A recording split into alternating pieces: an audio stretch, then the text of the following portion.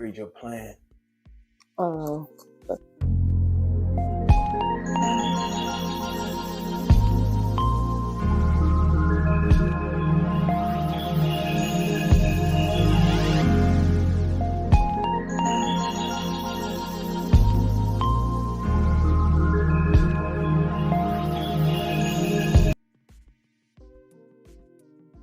Brothers and sisters in Islam, if the sun wants to play the role of the moon and the moon wants to play the role of the sun, what happens? You have an eclipse. You have an eclipse, either a solar eclipse or a lunar eclipse. What happens when the eclipse happens? The effect of the sun is weakened. The effect of the moon is weakened, and the stars are nowhere to be seen.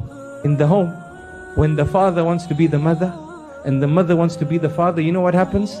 You have an eclipse. It's called the social eclipse. And when this happens, the effect of the father is not felt, the effect of the mother isn't felt, and the children suffer the most.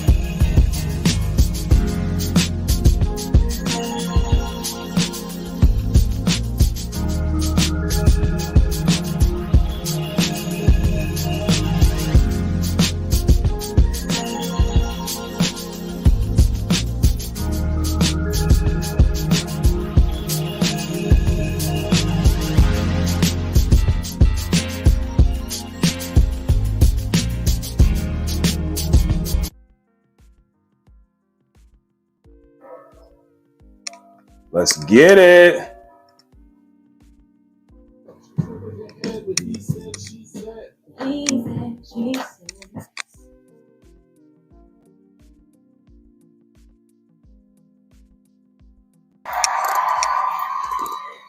Peace, peace. Peace to the family, lamb. What's good, y'all? It's Thursday. It's Thursday. He said, she said, abundance is in the building. In the Where y'all at? building. Where y'all at? Good. What is good? See y'all out there. How y'all doing?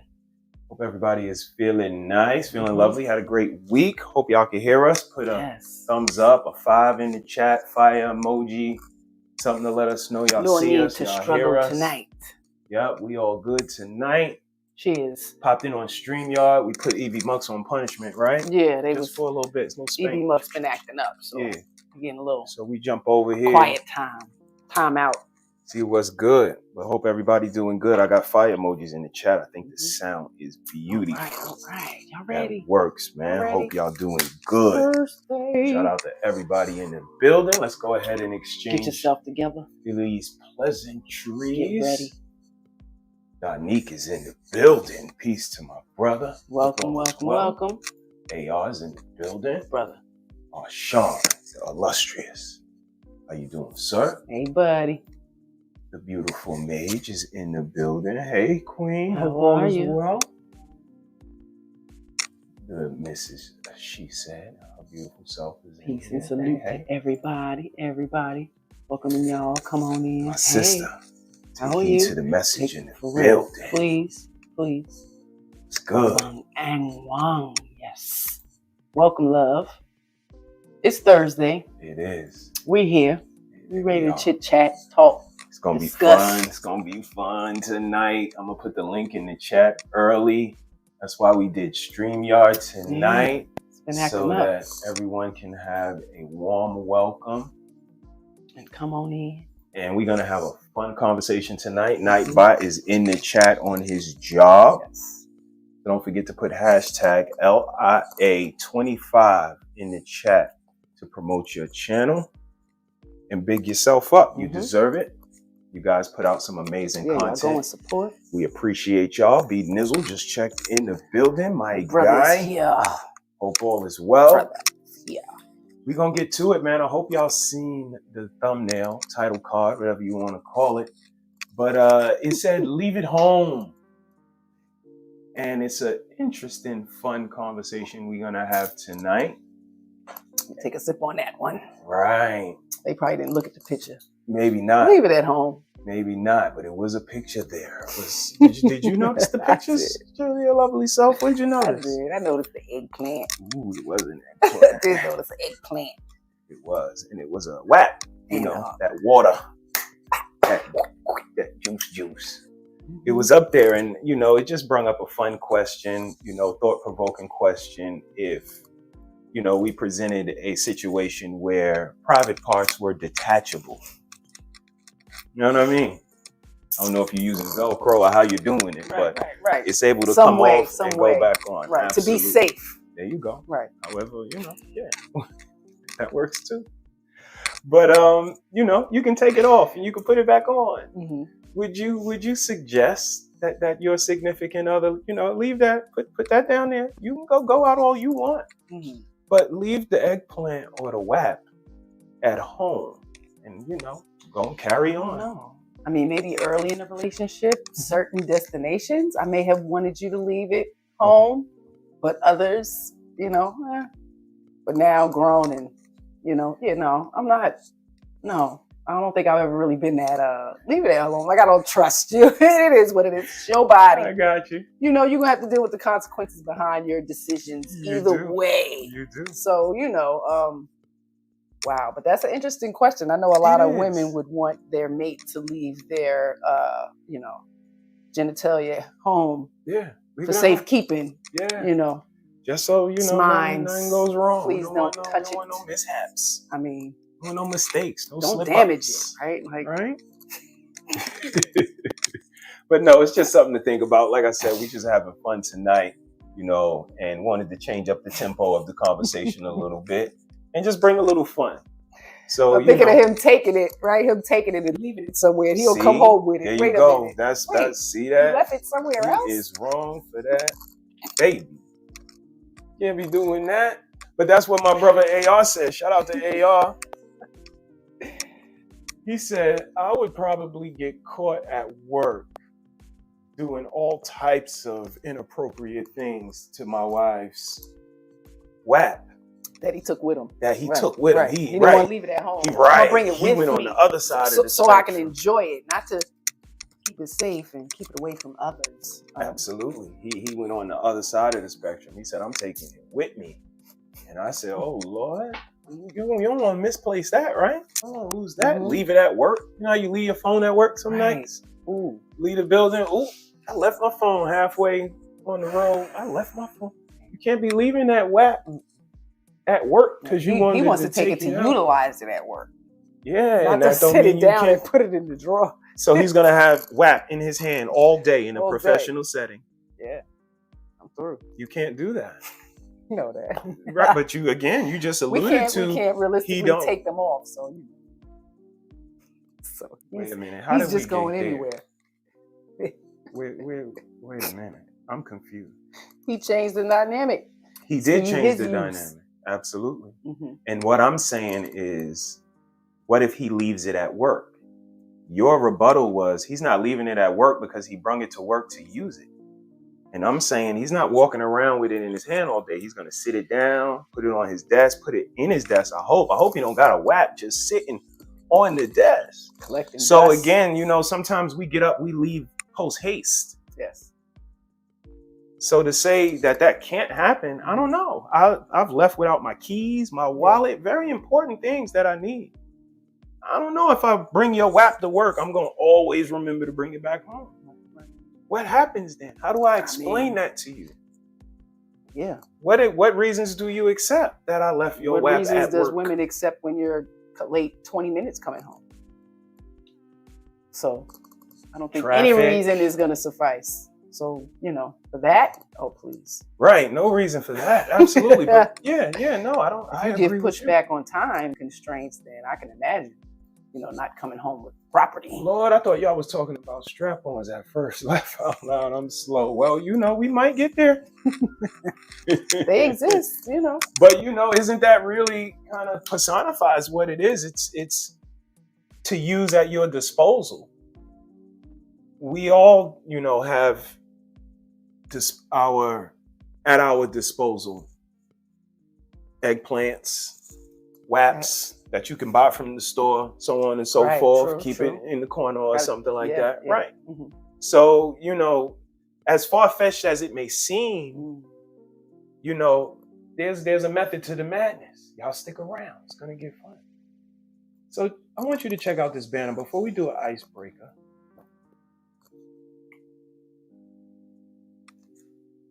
Would you suggest your partner to leave it at home, ladies and gentlemen in the chat? And again, we're not making anybody. You see the wording. Right. We're just suggesting. Right. You're going to Cabo this weekend. I'm going to suggest you leave it home. I wouldn't want to put my Ferrari in an alley with the key inside and the windows down and the music up nice and loud so people could just walk by and jump in my Ferrari and leave. Right. So when you go into this romantic Cabo with this lighting and atmosphere and your girls and the lack of accountability they have, leave that home. Am I way off, y'all? Talk to me. I'm insecure, right? I know where y'all going with it. I would love to hear the ladies. They would want you to leave it home. You better to leave that thing home. That WAP, she said, oh Lord, about that WAP. It's snappy, true. nappy I dugout. mean, we're quite possessive people. You Right. know, this society has definitely been taught to, this is mine. Ooh. Even as little kids, you know, it's Daffy something Duck. you have to. All mine.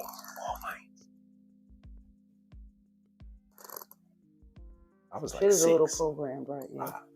When you come up with not having much, you know it's not mine. So some of that stuff is just kind of I got you. pushed down. But yeah, wow, we're very possessive society, so we're no different in relationships. Then you said you're gonna put it in your pocket. Put it in.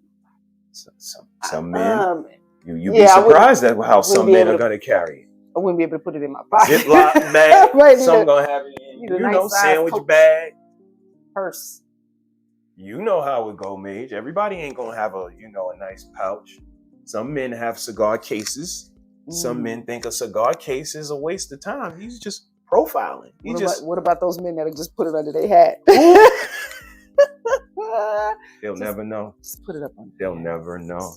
He got WAP under his hat. They'll never know. It's hiding. See the juices coming down his head. He's sweating. That's WAP juice. Ooh. Baby, take the keys and left the WAP on the counter. That's right. If she say, take the WAP and left the WAP, it's a problem. Take the WAP and left the WAP? Oh, man. Hey, man, it gets deep, man. It's crazy. The only time someone wanted me to leave that at home because he missed me when I wasn't around and wanted to use it. That's a great point, Mage, because Nikki and my brother alluded to, that's the reason why I wouldn't want you to leave it home, because missing it is a part of the attraction and the allure. Right. What do you the think? yearning. Yes. Because if it's at my disposal at any time, women get urges too. So to have it at my disposal at all times, like in a glass jar, right? But I like the unit that's connected to it. Okay. So, okay. I hear you, Mrs. Harris. Are you talking? Nightbot is in the chat. Let's take a break. Before we jump to any more banners. Y'all know I got more banners. They're gonna get more interesting as we go down. Let's have a quick icebreaker.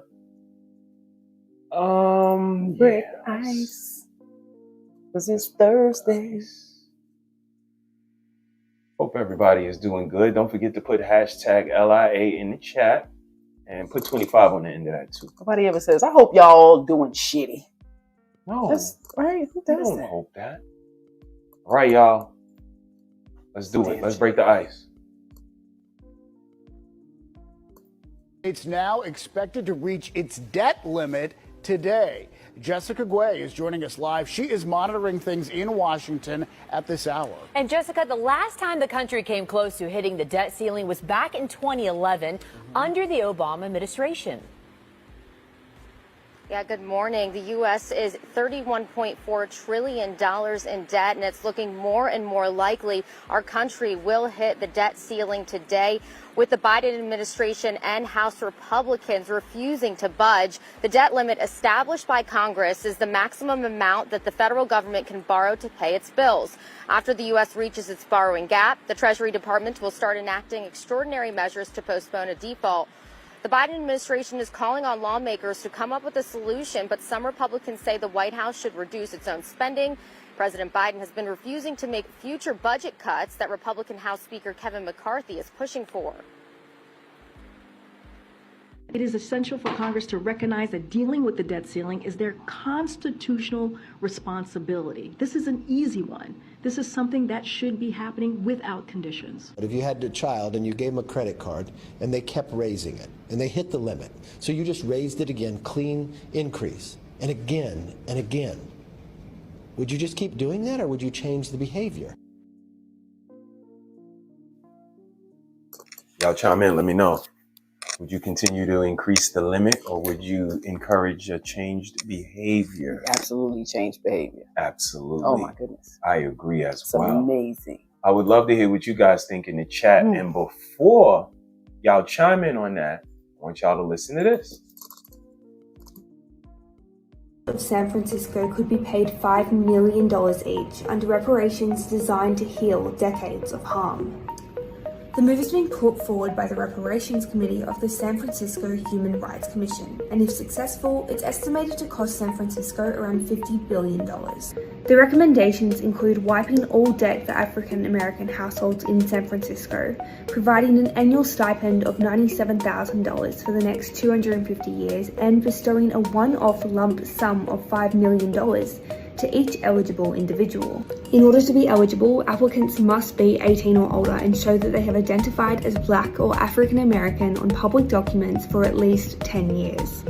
They must also satisfy at least 2 other criteria, including being personally or the direct descendant of someone incarcerated by the failed war on drugs, or being a descendant of someone enslaved through the U.S. slavery before 1865.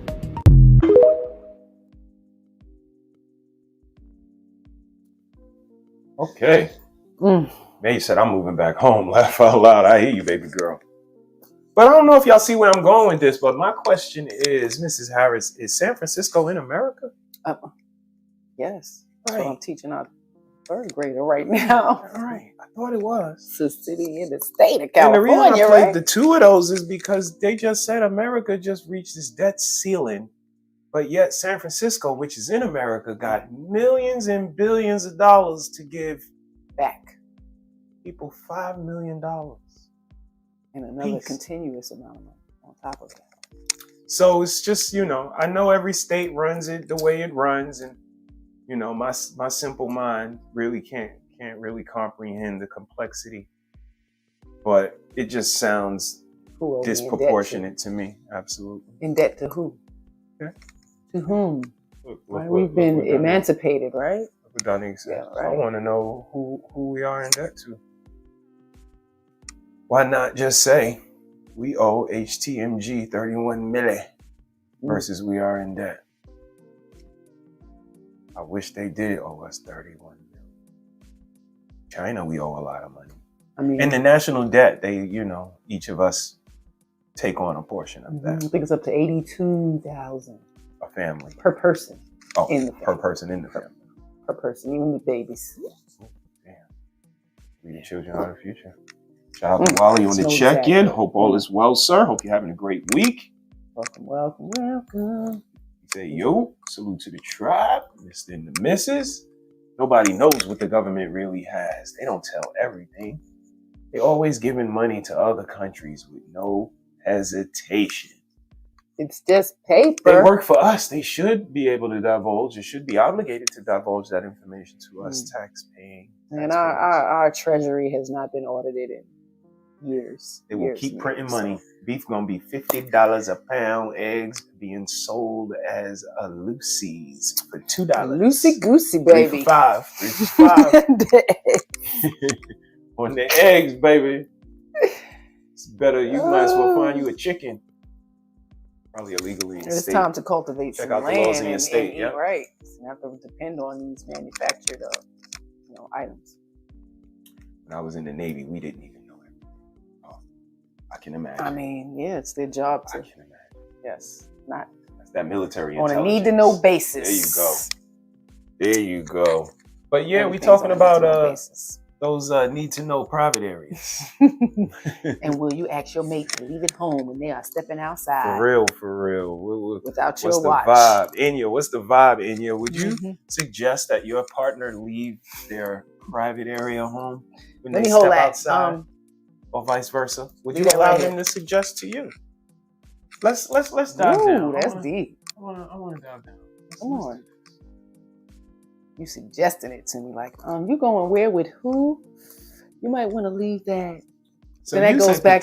Good. That goes back to what? It goes back to that person's insecurity, right? Or just that that need to possess something. Because what are you worried that I'm going to misuse it when I go out? You just want to keep it stored away.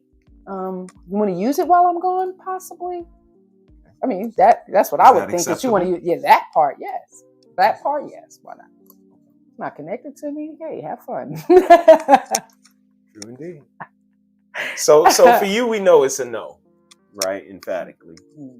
But I want to know for the people out there, if there is a yes out there, or maybe you on the fence, would it matter who they were going out with, the company they were keeping, whether or not if they were going out with their cantankerous friends, their no accountability crew, the ones that say, "Go ahead, girl, do you." 304 posse. I ain't judging you.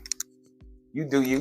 I'm gonna Girl, do me. we getting all that dick We in tonight. Cabo. It goes down, I'm telling you. What happens here stays here. I mean, would you say, you know what, you going out with Keisha tonight? Know how she get down. I know how Keisha get down. You going out with that dude you work with? Wait, homeboy with the car? Yep, see? Y'all know the friends y'all don't like you mean us around. 6'3"? Built? Yep, Yeah. that one. Yep. Where y'all going? What you smelling a little too good. You might have to leave at home. The combination is all right. Right, And again, the combination is so excellent. Just leave that little one minor detail. Let's omit that. Keep the cologne. You don't need it to have fun, right? You don't need it to have a You good tell time. me. So you tell me, ladies, gentlemen. My brother and I were talking, and he was saying that's what makes us who we are. His words were, that's what makes us a man, sees. He called me sees. And that's what makes them a woman, sees. So if I leave at home, I'm not going out as myself. It's blank man. So that's where is that where our confidence lies, in the glasses of alcohol and in our private regions?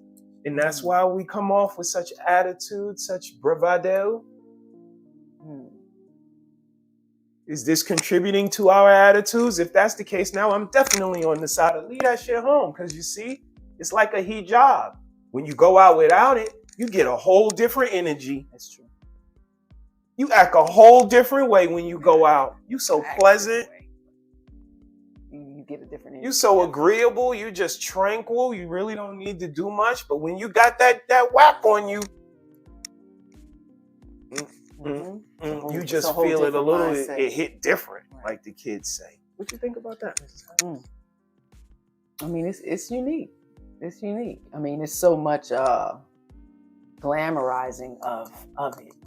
I think we over glamorize these things because it's just one part of you. What happens when it stops working? There's no guarantee that shit's gonna work for the longevity of your mind wanting it to continue to work. Because as you get older, your mind tells you, yeah, I can run up these damn steps, but your body say, no, not today. Arthur has visited today. It's raining. Did you know? So everything changes. So to have that much pride in one part of your anatomy, it's kind of shallow. Okay. Because what if something happens and it doesn't exist no more? Like you said, is that a part of you man's bravado? The bigger your dick is, the stronger and more confident, or I hear you. attitude, and the women who have been told their vaginas was good, because I know, but what are you saying? Because we can't just say it is. That's You guys can look at your penises and know if they're big or small, or Right. fat, little, or just not okay. So it could be pretty. It don't mean it's good.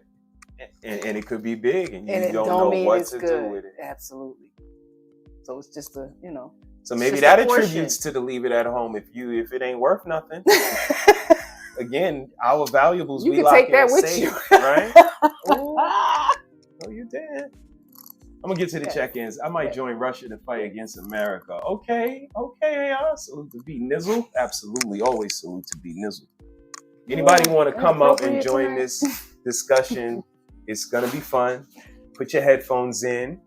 They're gonna be required. It's gonna get a little, vivid on the conversation. Our articulation is going to try to remain as professional as possible, but that might not last too long. Yeah. He would have to give me a reason not to trust him. Okay. Okay. What happened everywhere says everywhere. But wait, what if you there? Right. Get to it. Nothing to it. The Ruthless Media trying to have YouTube stream. Nah, he could. This is, she said, is deflecting. It is not an insecurity. We need that box at home in la casa. Shout out to Nightbot. Shout out to Brother Vaughn on the check-in. Hope all is well, sir. Alexa, play Keep On Trucking, Eddie Kendricks. We're just going to get it a little spicy tonight, Brother Vaughn. Just a little bit. And like I said, we're going to try to keep the jargon professional. But if you got some headphones, I would keep them close. I don't know. Some of these dudes would be selling the box on the side if it was detachable. She get it back, used, and he act like she tripping. That's a good one, Sean. I'm not mad at that one. Especially all of these hustlers we got. Shout out to my brother on the check-in. What up, big bro? What's up, C's? Hope all is well, man. If y'all don't know, that's my brother, Triple L. I'm pretty sure y'all checked out my episode of Kicking It with my OG. And this is him, my OG, Triple L. Oh, well, I'm sorry. He my brother, Our too. OG. He is your brother as well. Nikki is here as well, bro. What was y'all talking about? Well, right now I just played a icebreaker clip, and we are still having the conversation about taking off your private part and leaving it at home. Sean just checked in and he said he don't know about that because some dudes is gonna be selling it on the side. If it was detachable, she gonna get it back. It's gonna be used, and he gonna act like she tripping. What you talking about, girl? My man. Where you had my WAP at? That's a I good don't one. know. Yeah, Like, nigga, you gonna be selling it. I gotta get this money. Right. Little $40 here, $40, because that's all you can get for it. $40. Wait, hey, it adds up. Shit. $40 a wop? Shit. Wally checked in. He checking his verbiage. Absolutely. If y'all are on in 20 minutes, I'll join. We'll be here, AR. Take your time, man. We here. Say what up, Triples. You got the shout out on the panel. Sean said what up. Yeah, what's up? Who's on here? It's just me, you, and Nikki right now. It's people in the chat watching. And Okay. Red Lipstick Vibes just checked in. Pulling in. So they pulling in still. Family's pulling in. So let's do this. Let's introduce you. Tell the people a little bit about yourself. I'm here to let y'all have it. That's who I am. I'm here to let y'all have it. Okay. What do y'all want to talk about today? Okay. Well, thank you for joining us. We can't wait what you here to let us have. Pause. I don't want any of it. I'm gonna be honest with you. You got to take it today, little bro. So what we're gonna do is I'm gonna put up a banner. I said, would you suggest that your partner leave that private area home, that WAP, that snappy nappy dugout, or that eggplant? You are married or are you single, sir? I'm both. You better stop it. I'm married when I'm wedded. I'm single when I'm not. Y'all This heard is him. why. You see? Y'all heard him. Okay. So would you prefer or suggest that your wife leave that thing home when she goes out, or you don't mind? Man, listen, don't leave that thing. I ain't washing that shit up. That's your shit. Damn.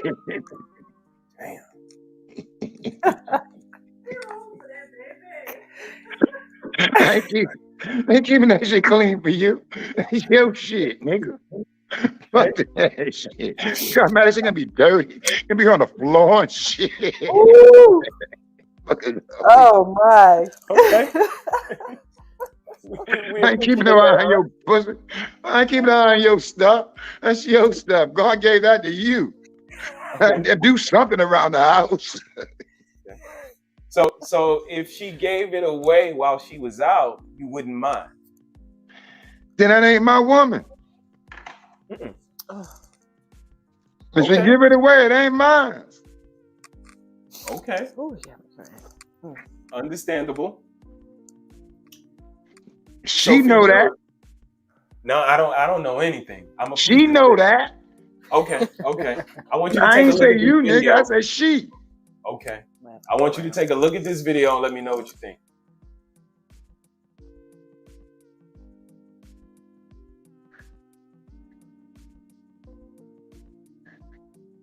I think you and Nikki look all right together. Man was like saying women be like Instagram models, they be having OnlyFans, and they be making so much money, but he feel like that's not a real job.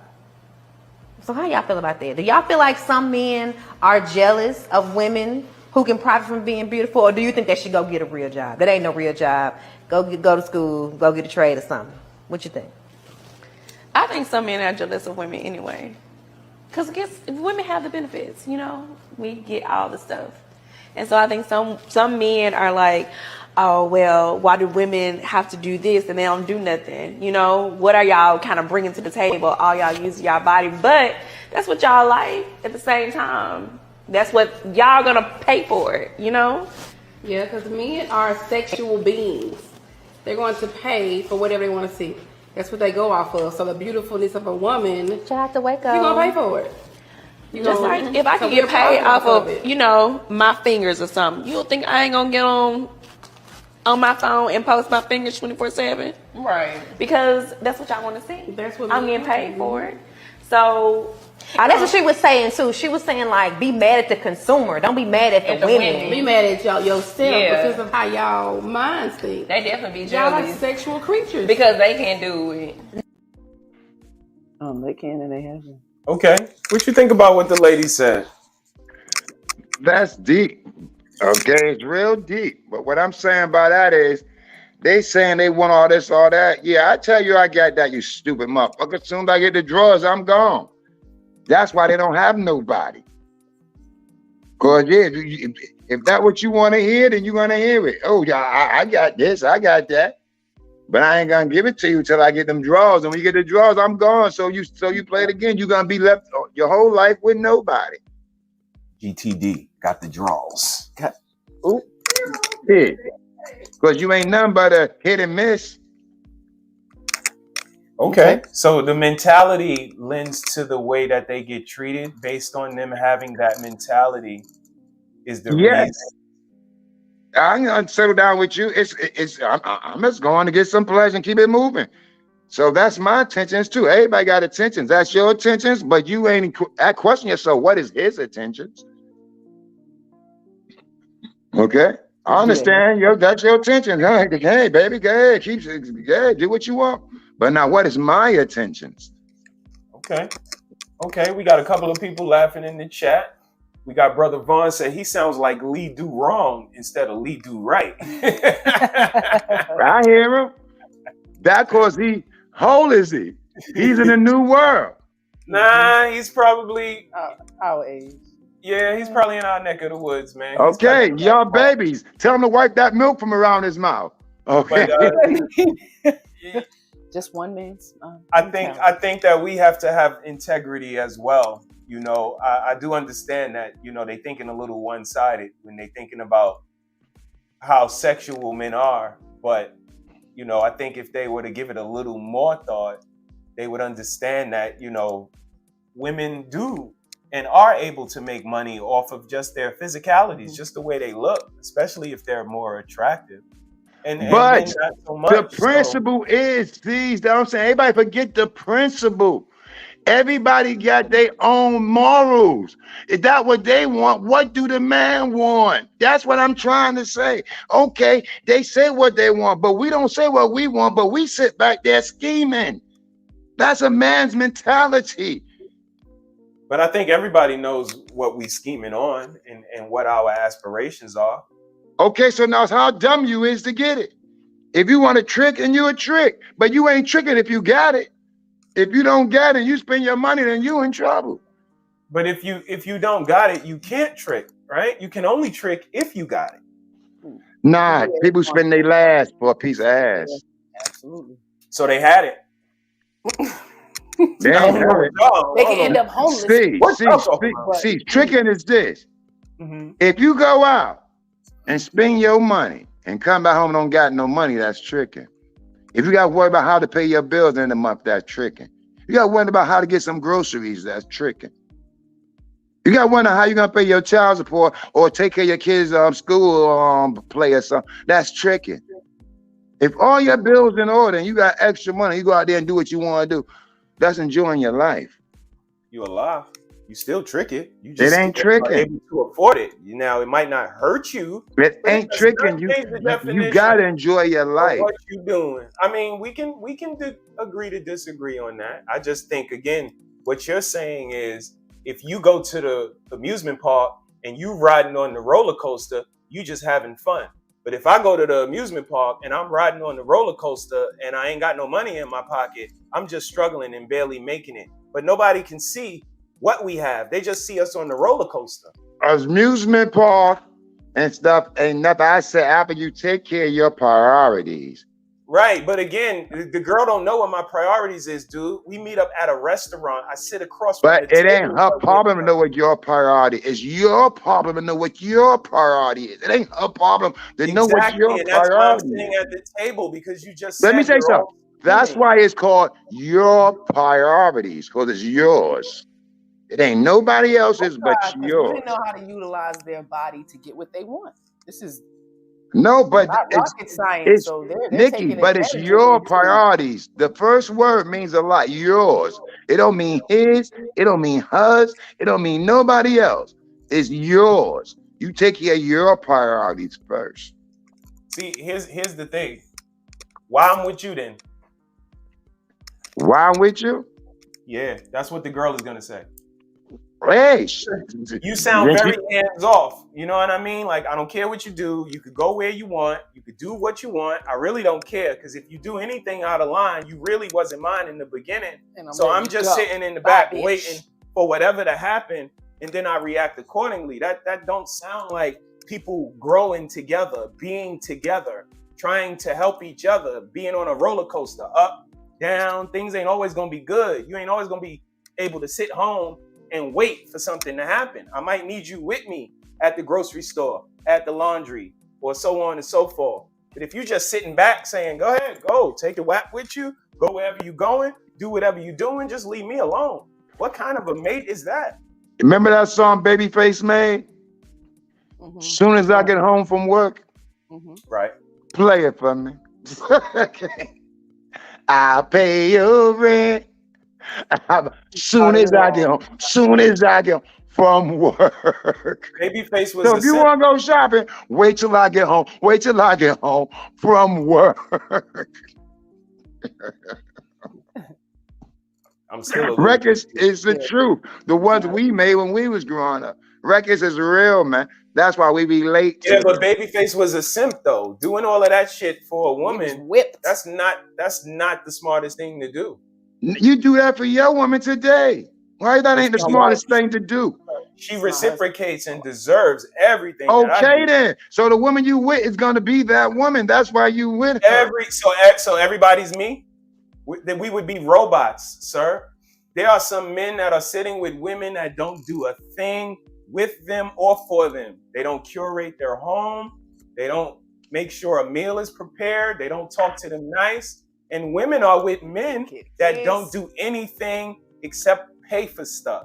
They are not there for the children, spiritually, physically, emotionally. They are not there for their wives. They don't talk to them. They don't go out. They don't do anything that they both like. He just does what he like. She just does what she like. Sooner or later, they living in separate rooms. Yeah, am I way off? You heard that. And how long they been together? Do it matter? It don't matter. Because yes, they're not together. Yes, it does matter. Don't matter. Residing in the same household as somebody does not mean together. Some marriages end being up like apart don't 5 mean years. together. Yeah, that can happen in 5 years. Right. It's kind of normal in Caucasian society. Absolutely. They're gonna stay till the kids are out the house.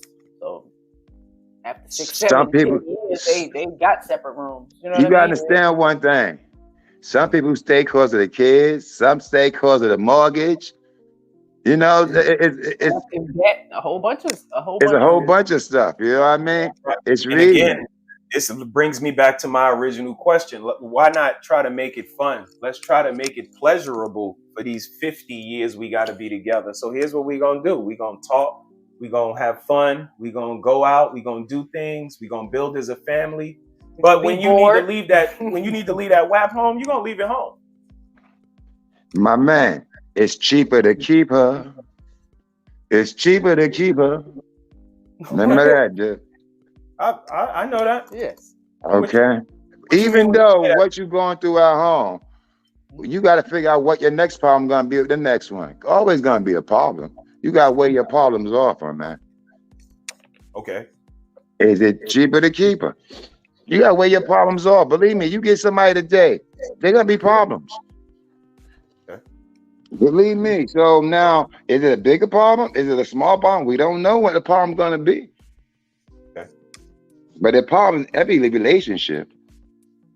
Some young people don't want any problems. They want you to already have the money, have the 6-pack, be 6 feet, have a big booty, pretty smile. Acquiesce to them in every way. Yeah, be pleasurable, nice, everything smooth. All of that when we meet. I don't want you to have to work on nothing. What you think but about a house ain't a home till someone's sitting there.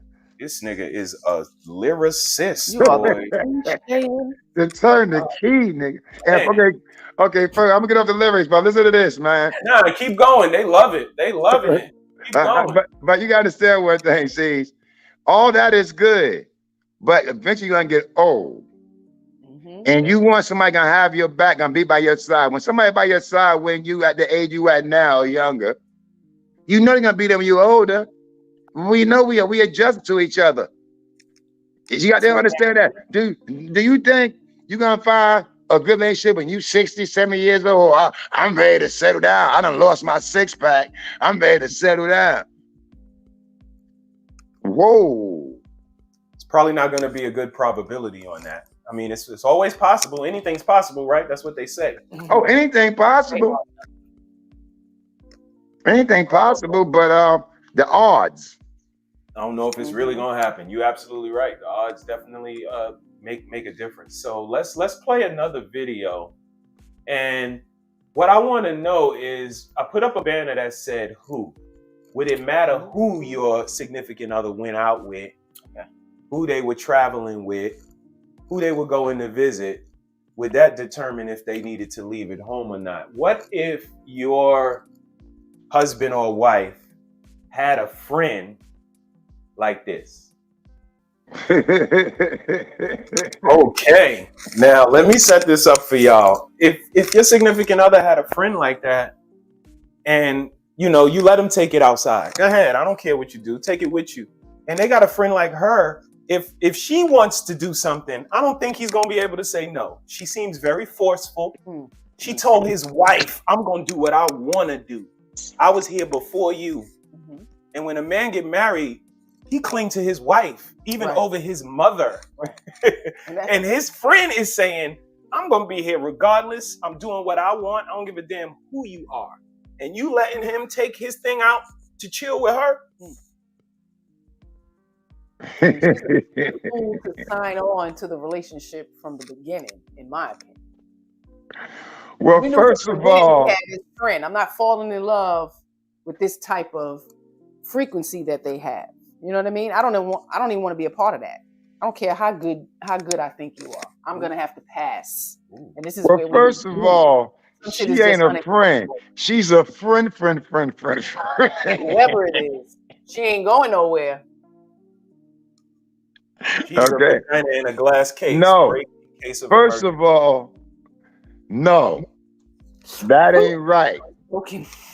Okay. And be honest with you, I would leave the relationship. That ain't right. She got like she come before the girl, the wife, whoever they is. Yes, that's what she's saying. She will be. She's not gonna stop, if he gets a call and he's obviously having this type of interaction with her. But she's saying if he calls and says, come through, I'm coming. So no, that's not. She's just a friend. She's gonna do it anyway. Unquote, if I feel like I want to come through, I'm coming. I'm gonna fly. And then that's when she said he invites me. So that's when the mediator said, "Well, he's kind of overstepping his boundary by continuing to invite you." But what was really pivotal is when she said, "I think what do you think the relationship would be better without you in it? No disrespect." And she said, "I'm still taking it as disrespect." That's how I'm taking it. It like she said down low, that she's a side piece. That's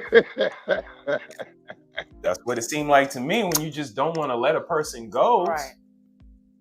Then they should be together. Let them go. The husband and wife is the only people that has to respect that marriage. It's obvious he don't respect his wife. That's a point. What do y'all think about that? She's right. She's 100% right. Only husband and wife gotta respect their marriage. If you're a boyfriend or girlfriend, hey, you gotta do what you gotta do. Yep, you're the one that committed. Okay. Yes.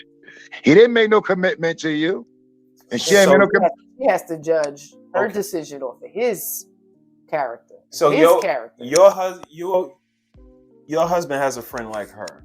Mm-hmm. He still gets to take the eggplant outside when he goes. Mm-hmm. Okay. Yep. What about you, Triple L? She still get to take it outside with her? She got a friend like her, but it's a boy, of course. Man, yeah, you going to the east and I'm going west. Oh no, he did. When you go out, I'm gonna jump in my car and go the other way. I'm going out, man. Fuck this bullshit. I mean, okay, you might end up like this. She fried her husband's genitals and then killed him. Why did she do it, and what did she do with him? Let's talk about it.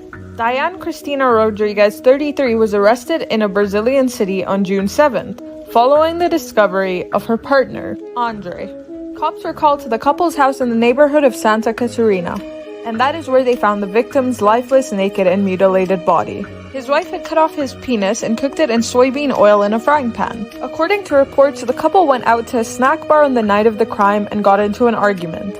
Andre's sister, Adriana Santos, told media outlets that the suspect killed her brother in revenge for him cheating on her. However, Diane's lawyer had said that Andre threatened her and she killed him in self-defense. According to her lawyer, he did not accept the end of the relationship and said that if she could not be with him, she couldn't be with anyone. Relatives have since revealed that the couple constantly fought, and Diane even reported her husband to the police on one occasion. The lawyer said Diane is remorseful. She knew he was a bitch ass nigga. A female would never do that to me. Come on, man. She knows she fucking with a bitch ass nigga. She'd have woke me up and told me to leave. We'd have left. We'd have broke up. She ain't burning my shit up and killing me. She kill you, she better run, goddammit, right? I'm gonna get her when I'm dead. I ain't going, even dead, I'm gonna get that bitch. You cut my shit up and kill me over this little bullshit. You could have went your way, I could have went mine. You must be crazy. I'm gonna haunt you to the shit. You couldn't go to sleep. Okay. The reason I played that Triple L and Mrs. Harris is because cheating leads to a lot of divorce, breakup, a lot of scorn, personality. Okay then. Well, let it be a breakup, divorce, whatever it's gonna be, but don't burn off my shit and kill me and use. Come on. Okay. That's some bullshit. But see, here's the thing. People are very jealous, possessive, and selfish. And like she said, if you can't be with me, you can't be with nobody. So I think mentally, we all would cut it off. Women don't have something we could cut off. That's why things don't get cut off on them. But if there was something that can symbolize or equate, it would happen because people get so enraged. They get so selfish. They think it belongs to them. That's why I just said, you know what? Take it off and leave it home. It'll stop a lot of problems. And then it just starts to a mentality that you move different when you don't have it. When you don't have it, you ain't looking at girls like, ooh, I'll jump on her because you ain't even got it. You'll jump on her for what? And I don't think men know how to move like that, to move with a, imaginary non-penis.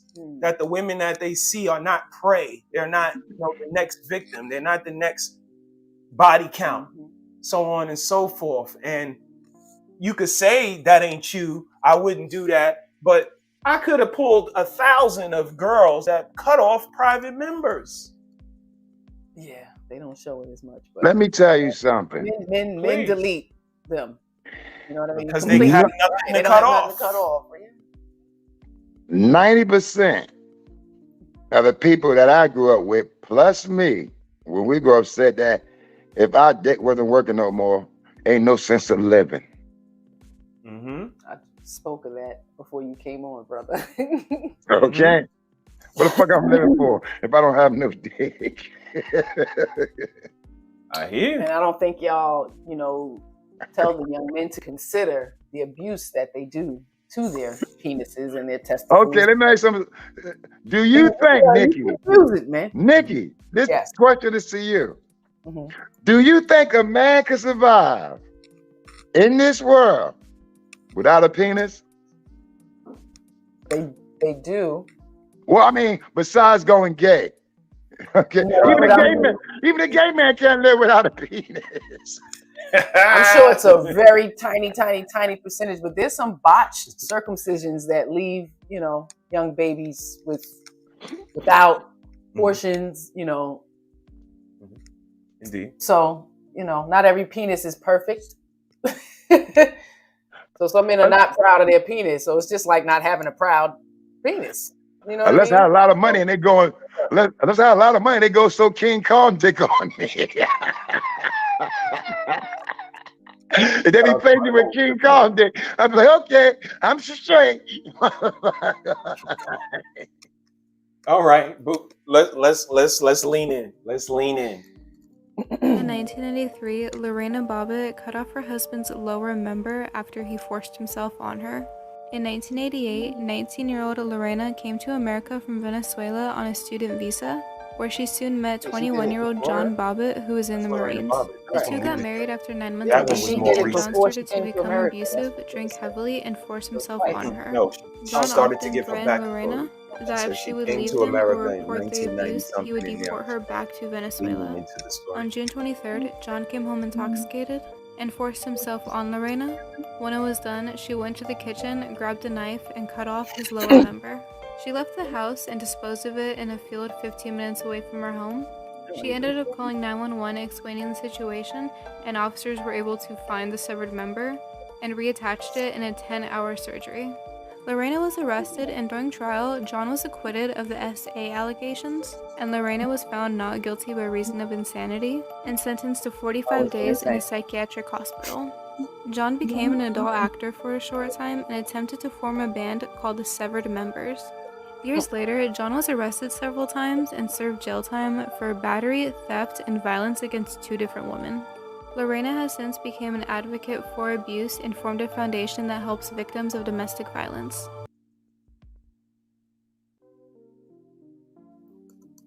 That was Lorena Bobbitt. Yeah, that's an old story. That was from our day, back in the 90s. Yeah. And, like Mage said, he forced himself on her. Right. That was information that we didn't have when we were young. Right. We were so sensationalized just by the story. Right.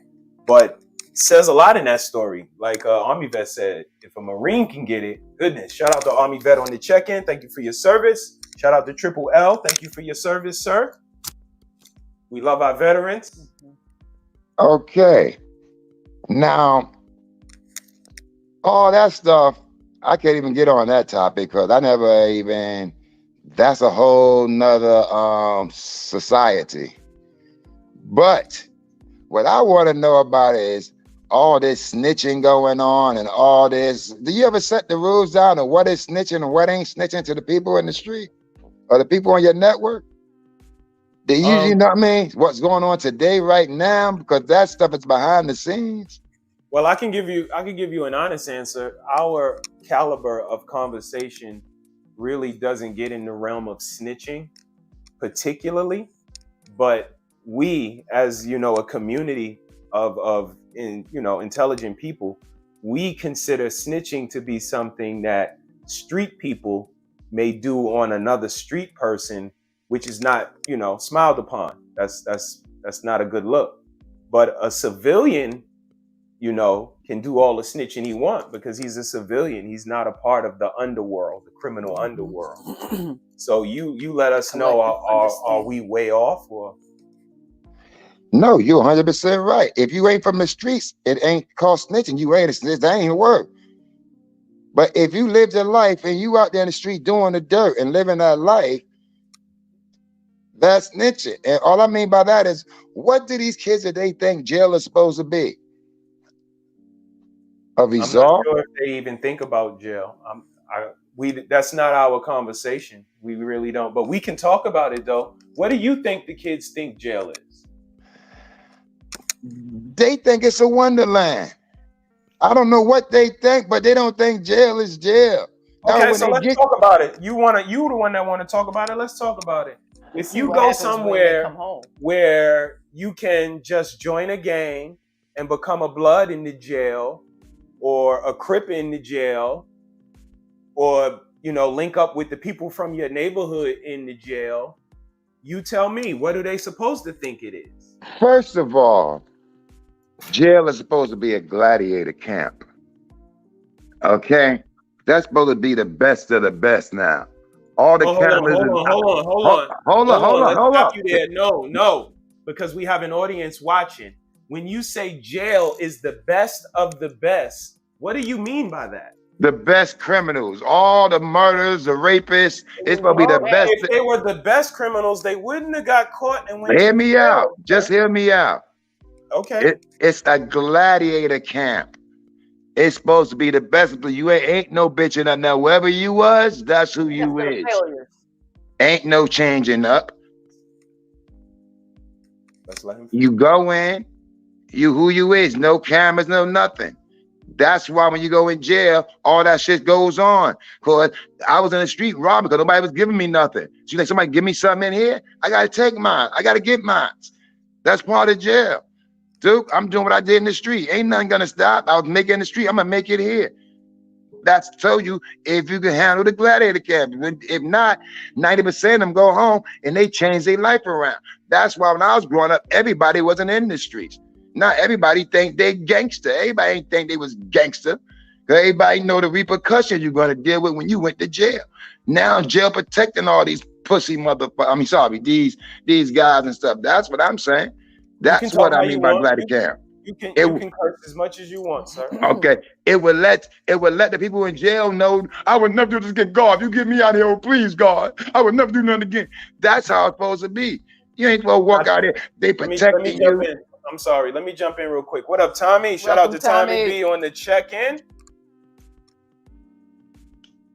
How you doing, bro? Oh, he's popping up everywhere. There he is. What up, bro? Hey, what's going on, y'all? How you doing, man? I'm chilling, man. I can't complain. My man. Glad all is well. We just chopping it up with the OG right now. And I think that one is good. Let's get this one out of there. And all right, OG, go ahead, man. You good? Finish up. Okay. That's all I'm saying, man. It's got to be a change. That's what changed these guys in the street. Let them go ahead and take all the cameras out like we grew up. Let them go with their clothes like we did when I was growing up. Don't give me them. Let them go in the way they dress with all their jewelry on and everything. Let them go in the gladiator camp. It would change a lot of their mind. They would stop doing that stupid shit. You go in there, man. We'll let you know. Okay, you ain't that nigga. You be a bitch till you get out. So see, here's where I'm gonna jump in. Jail is not the same as when you went there. It's not the 60s and the 70s and the 80s anymore. And if someone goes and makes it to the end, that's just a badge of honor. Now they feel they can do it. So I hear what you're saying, but it's just not the same. Tommy, are you privy to what we've been talking about so far? My call like the tail end of what he's saying. I ain't gonna lie to you. It's actually pretty sad because at the age that we is, you definitely not supposed to be speaking this way.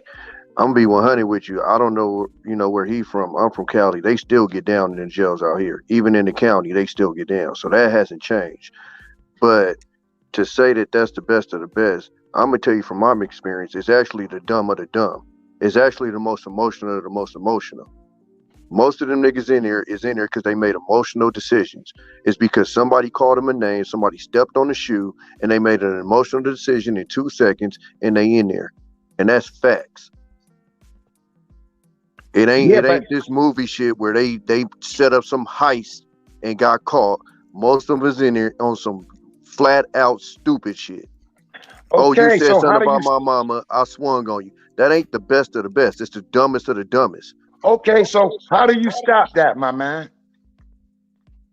What do you mean, how do you stop it? How do you stop it?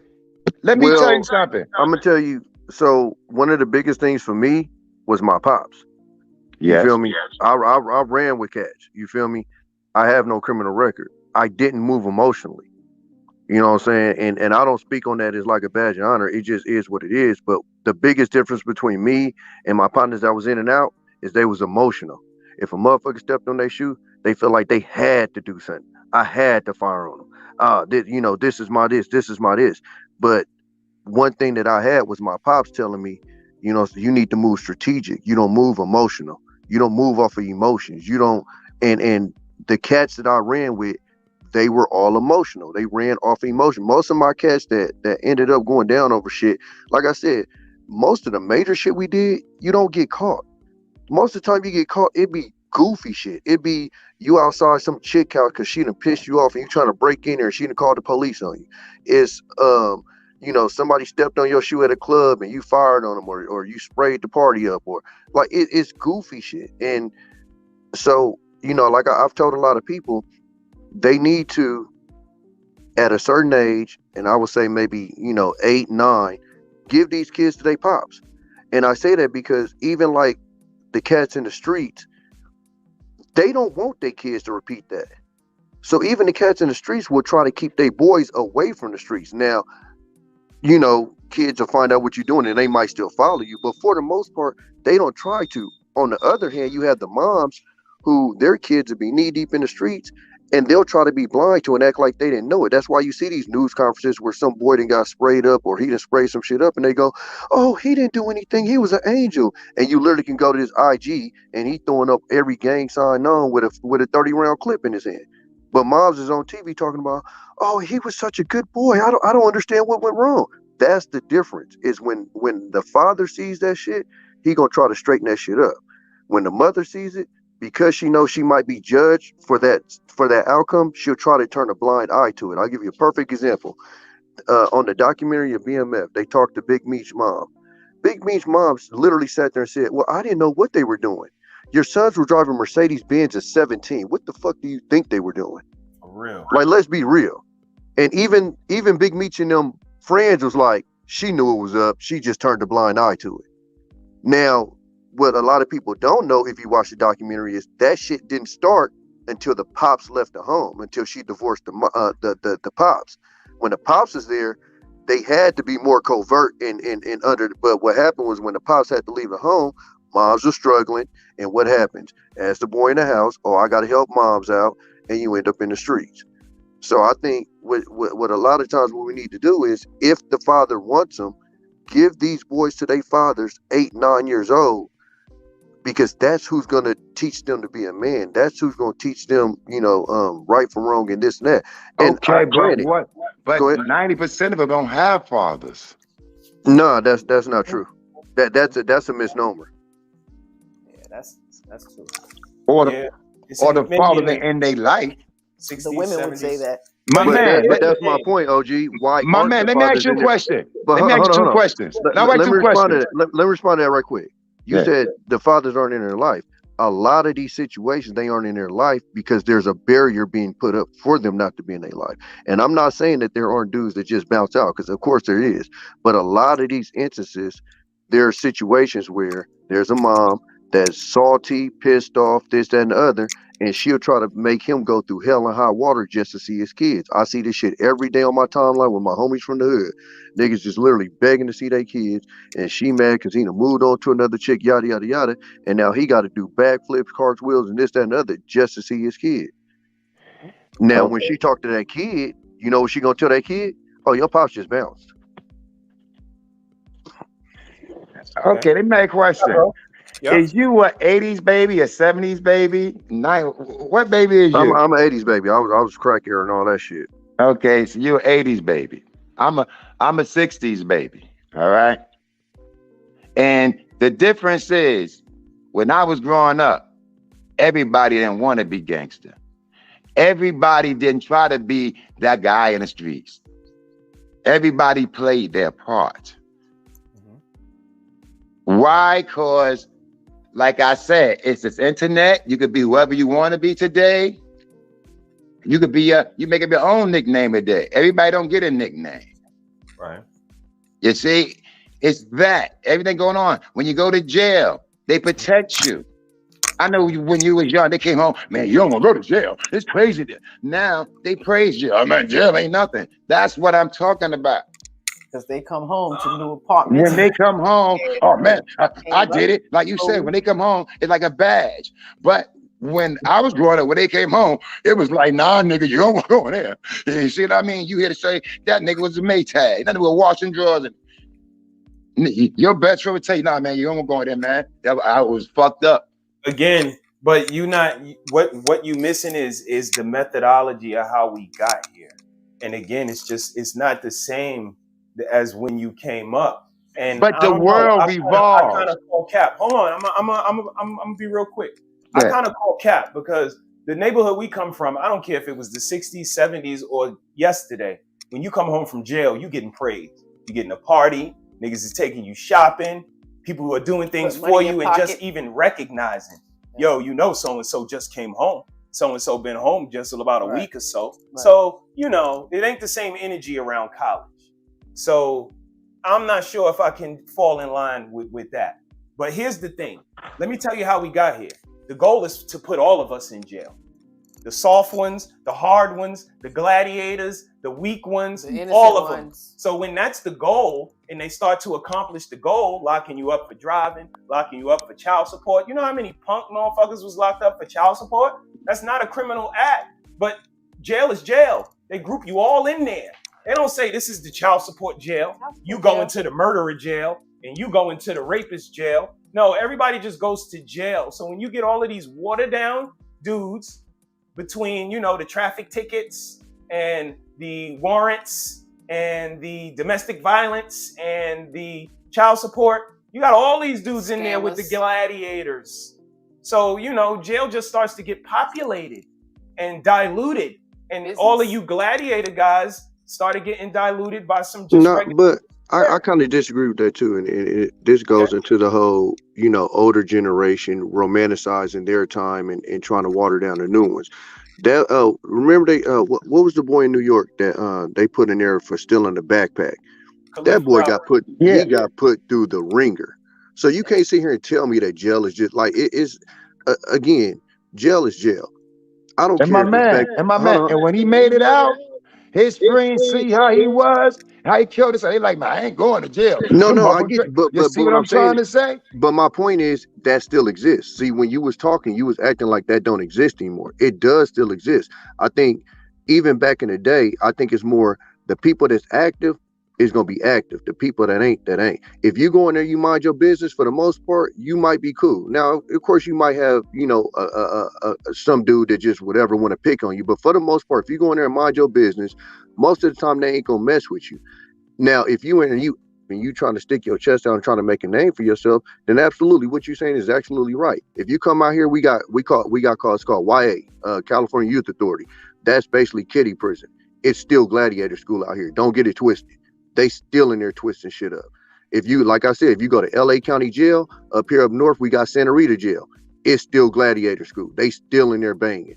So again, like this whole notion that like you go in there and this soft, no. If you go in there, you mind your business, for the most part, you'll be cool. I had a partner in there. He went there, he minded his business. He was cool. My brother went in there and he went to tear shit up and he was tearing shit up. That's how it's always been. It's just like, and I see it's not even just with your generation, it's every generation. Like we romanticize what we went through, and then we like and we criticize the newer generation. Even when they talking about the snitching, niggas been snitching since you was young, since I was young, and up until now. This is not no new phenomenon. This like it's always happened. That's how the mob got taken down. That's how but every big dude got taken down. Y'all made it popular. Well, hold on. It's not a y'all because I'm not part of this generation. Okay, well, but I get what you're saying, and it's not even necessary that we made it popular. What happened was when you start getting these not Main Street, these sidewalk kids playing around in the streets. That's basically what happened. So yes, perfect example, 6ix9ine, a sidewalk kid that these dummies in New York let play in the streets with him, and then when he got caught up, he did what a sidewalk kid's supposed to do.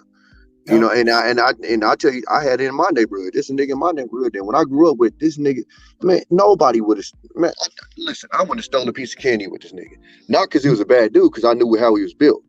My niggas go do a little woo woo with him. He starts snitching. They out here mad. What you mad for? You knew what it was. You know what I'm saying? So that's the problem is, you know, and that's why I say most of these, it's not the best of the best in jail. It's the dumbest of the dumbest. It's the niggas that's gonna pick a nigga like 6ix9ine and go do crimes with, and then get snitched on and go, oh, he snitched on me. No shit, Sherlock. No, okay, but come on, bro. Okay, they snitched. I mean, he snitched, but they all got time. But you look at this Gunner guy. I mean, this young thug. He let all them out of jail. Why is that? He was another guy, bro. If look, it's the reason why WAC 100 literally predicted what the fuck was gonna happen in that situation. WAC 100 was around Gunner before any of that shit happened. WAC 100 said Gunner gonna be the first one they go after. Period.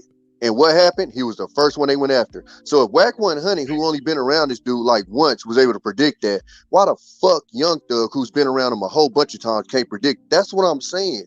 Is you get these cats and but how do they offer all of them a plea deal? All you need is one or two to tell. How they keep offering these plea deals? Because they want Thug. And all them plea deals is building up for Thug. Thug is the one that they want. To be honest with you, they could really care less about the rest of them. Thug is who they want. And all they doing is they building up that witness stand for Thug.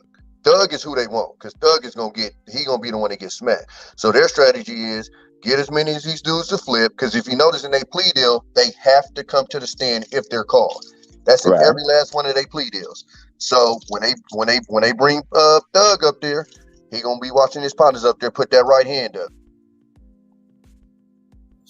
Okay, let's check this out. I wanna reset the room for everybody that just came in. Hey Sherelle, hope you doing well, baby girl. I'm about to get back to work, y'all. Everybody that just came in. All right, my brother. All right, for sure. It was good talking to y'all. I'll see y'all later. Likewise, Tommy. Have a good one. Peace, for sure. Tommy. We talking about that eggplant in that WAP, y'all. Would you leave it home? Would you make your partner leave it home? Would you suggest for them to leave it home?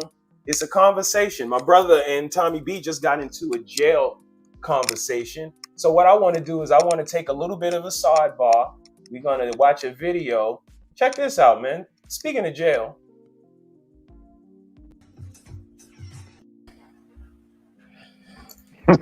Wow. Dang. So we were talking about prison. The conversation kind of veered off. Shout out to AR for checking in. What up, bro? How you doing, Lee? How you doing, sir? What's up, my brother? What's going on, man? That was a young lady that was talking to her moms and had a little bit more, you know, it seemed like logic and intelligence to let her mom know that talking to these prisoners isn't really leading anywhere. And you kind of moving a little, you know, delusional. What do you think about that, Mrs. Harris? Oh, I loved it. I mean, and it's a shame that we have, you know, some very mature children needing to, you know, mentor their parents. The parents don't listen. You know, especially when they need to, because she's being very irresponsible. Yes, Isaiah. You know, but what you think, bro? Women, I'm gonna do what I want to do. Can't nobody tell me shit. So, you know, more power to her. And I hope little mama has, you know, that motivates her to go. Hey, if she in love, she in love. That ain't nothing but a motivation for that young woman. Hopefully she don't She follow in that. love. If she in love. Y'all think inmates don't need love too? No, the way the child is saying, the mother is doing this repeatedly. This is not a one-time, you know, guy I met and I'm in love with him. No. She's making it a habit to pen pal these jailmates, and you know, but that's her preference. That's her fantasy, right? She like them jailbirds. Right, everybody got their fantasy. Over the phone intimacy. You know how many females write inmates? It's a whole bunch of them. And they goofies. Shout out to the young lady. Mama's what you got to say about that, my brother? I'm just waiting for when I could do a reaction video to him whipping her ass when he gets out.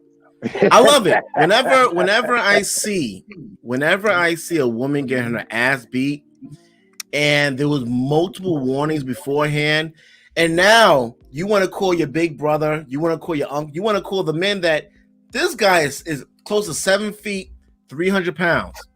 He lived the last 20 years taking pounding, and trying to survive. Having a box cutter in his mouth. I ain't competing with that. You're gonna have to take that ass whooping like a man, like a champ. Listen, if people survive Mike Tyson, I think I have faith in you. So I'm just waiting to do a reaction video to her. That's all. I love the ass whoopings. I love fighting. So when I can see one, hopefully I got popcorn. But some females, that they fantasy, my man. Yeah, them black eyes is their fantasy too. I love it. Yeah, my wife works in the ER. She was telling me all the time she sees them coming in there, and I have no mercy. I have no sympathy for them. She was a mess. Dusto checked in. What up, Dust? King Dust in the building. What is the weather in the Dusty Spear, sir? He said, leave what at home. Yeah, that eggplant, that WAP, that vagina. Your spouse suggested for you to leave your genitalia at home. Keep it safe. He want to leave it at home. Yeah, and then she said you was deflecting a little bit. That's the first time I heard you deflecting. I was giving excuses for women. I wasn't deflecting. Okay. Yo, what you think about that, homeboy? What you think about a female leaving her vagina at home? I would have to call 911 on myself because it will be abuse. If I could take that, put it in my pocket, go to work, come back, bro, it will be nothing left. I have access. But yo, hold up. But no, yo, Nikki, and it's the feel, the caress, the touch. Don't all that come of what? The combination of everything? Yes. Yeah, well, he said he's good with just the vagina. I do just that, man. You know? Don't let me get an opportunity to just have that. Wait here's my question, though. You're not going to leave it at work, though. You know how sometimes we leave our phones? Nah. You can't leave your lunch if you have lunch, you can't leave that in the fridge. Though, right? You're wiping it off after hey, y'all. She going to put in your lunchbox.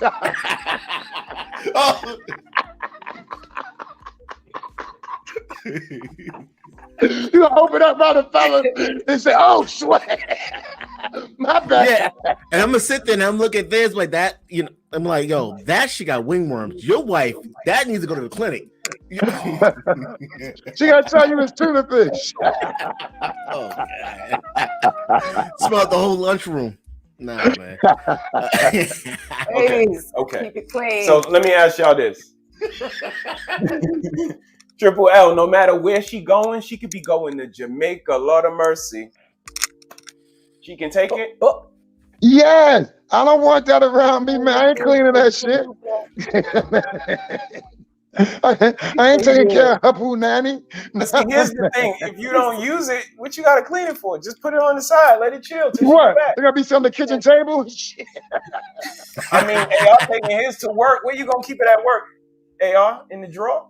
I said in my pocket. I wear a fanny pack. Oh, it's gonna have put lint that on it. I don't, man. Listen, I never claimed. Look, I got laundry right there. I never claimed to be a neat brother. I'm sloppy. I'll take it, lint and all, man. It's all good. Ooh, man. It's all good, man. You know, to each his own, baby.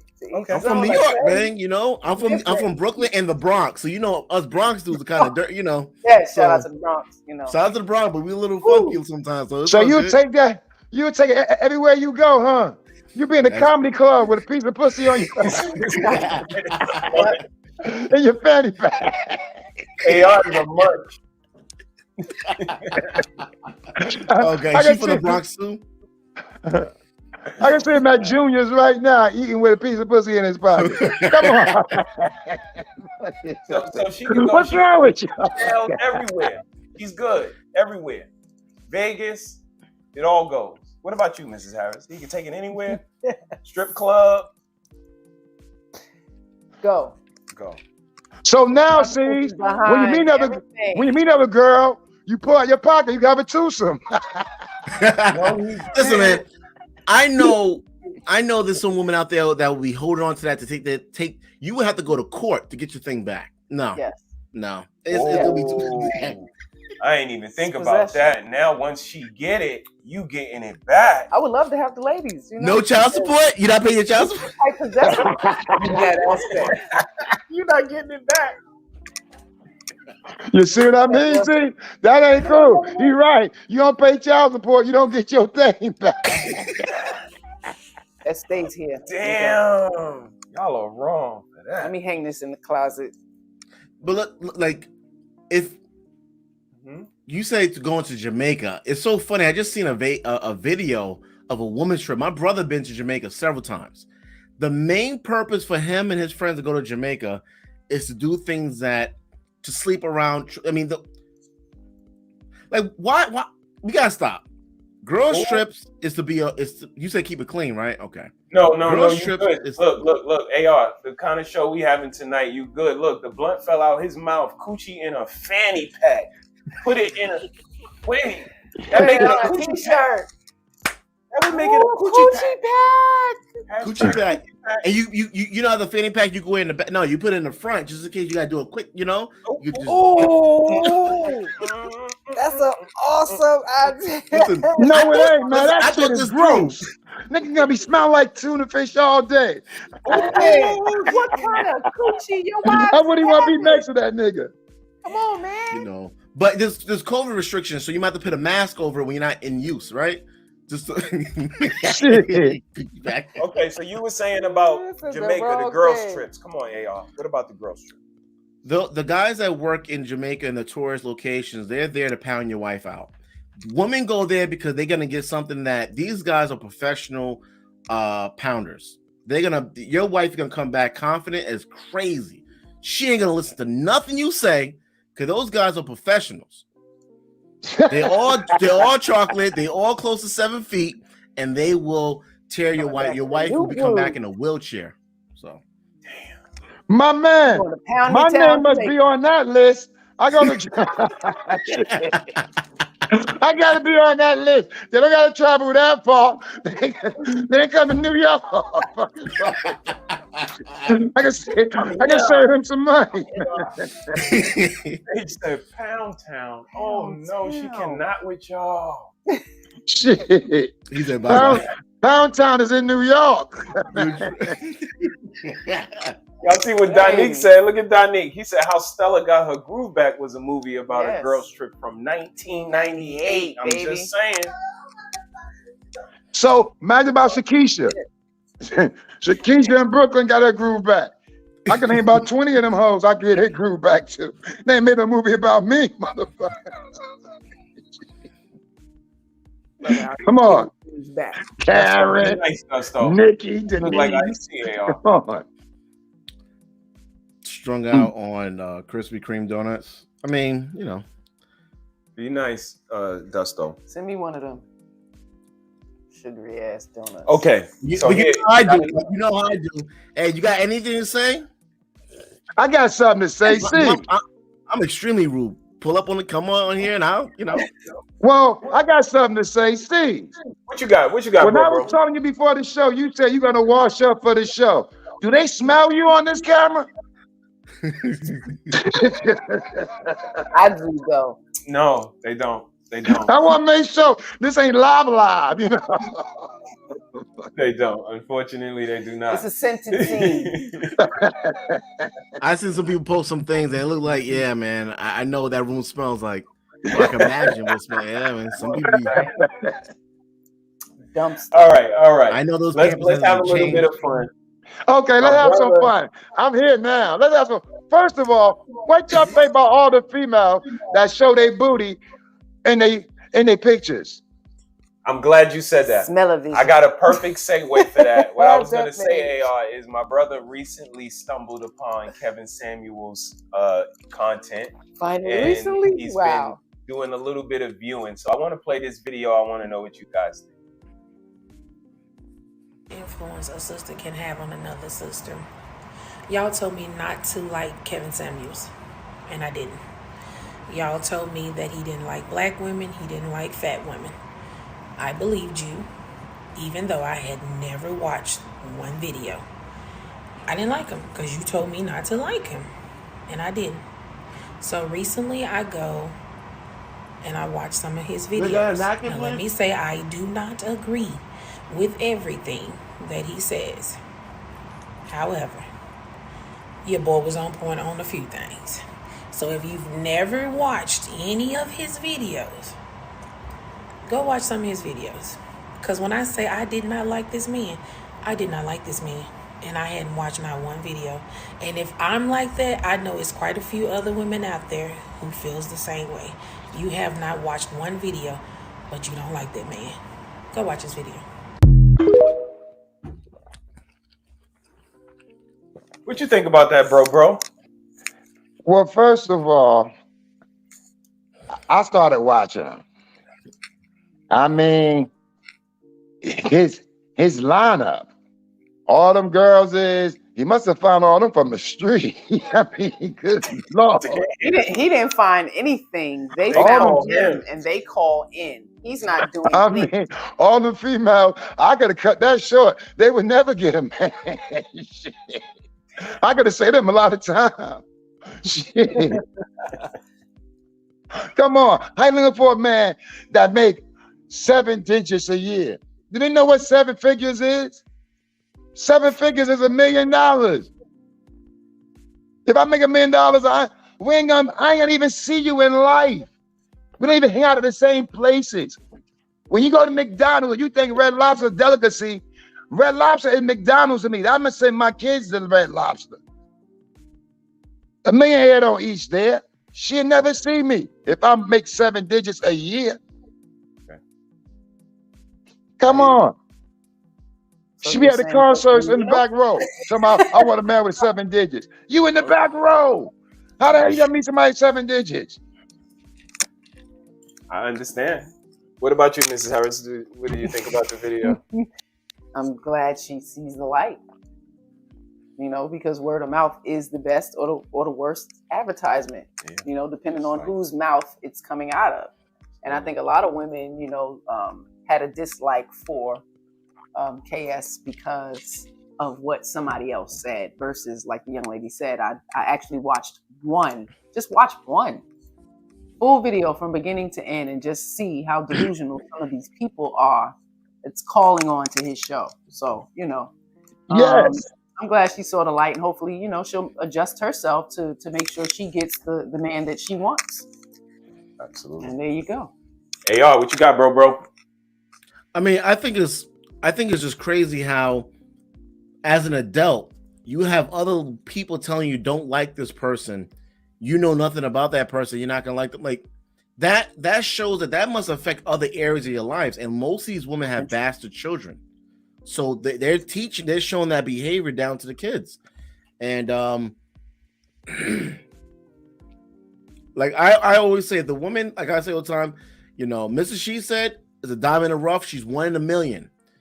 But if her birth certificate says born in America, bro, she's trash. Most likely she's garbage. Even let's say even if she does change, she's still trash. No, there's no. Okay, I hear you.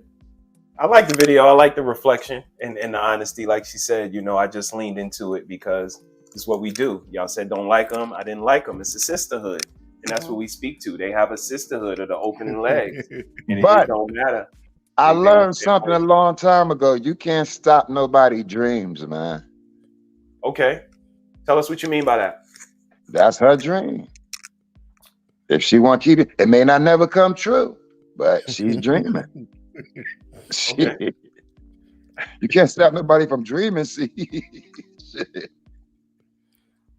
shout out to the Information Man Show checking in. Salute to you and all the work that you do out here on these streets.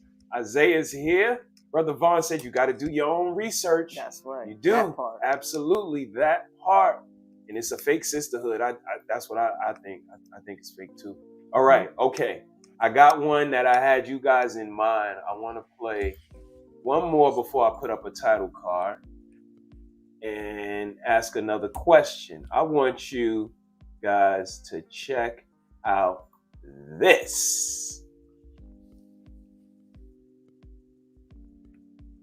Proud man hater! Here are 5 things that have changed the game for me. Number 1, I realized I didn't hate men. I hated the way I allowed myself to be mistreated by men. Number 2, I stopped saying I didn't need a man. 3, you can't be that serious about getting picked if you're not in the gym at least 3 times a week. Number 4, I stopped entertaining stragglers. Number 5, accountability. I analyzed my behavior and what parts of me resonated with these men I deemed problematic. I'm here to tell you that the call is coming from inside the house. And it's time to pick up. It's interesting, though. She finally reached a point in her life where she was able to reflect and see that the choices she had made had finally caught up with her. That was Brittany Renner. Y'all know who Brittany Renner is. Shout out to Britt. That's see, she did a 180. She did a 180. AR, what's up with that? She didn't do a 180. That's called soft girl era. Because she's still posting booty pics and all that. She recently went on. These are girls. I call them Lizzos. They act really confident and then they cry in the next moment that they messed up. So she was on another, I think, just probably thing, admitting that showing her body in that kind of way is not what she wants. And then she's still posting that stuff. So it's soft girl era. She's trash. She may look nice, but I think she realized a guy must have been this is when women realize that they are worn out. A guy must have been having sex with her and he didn't know if it was in or out. Ooh. That's what happened. And now she finally realized that wall.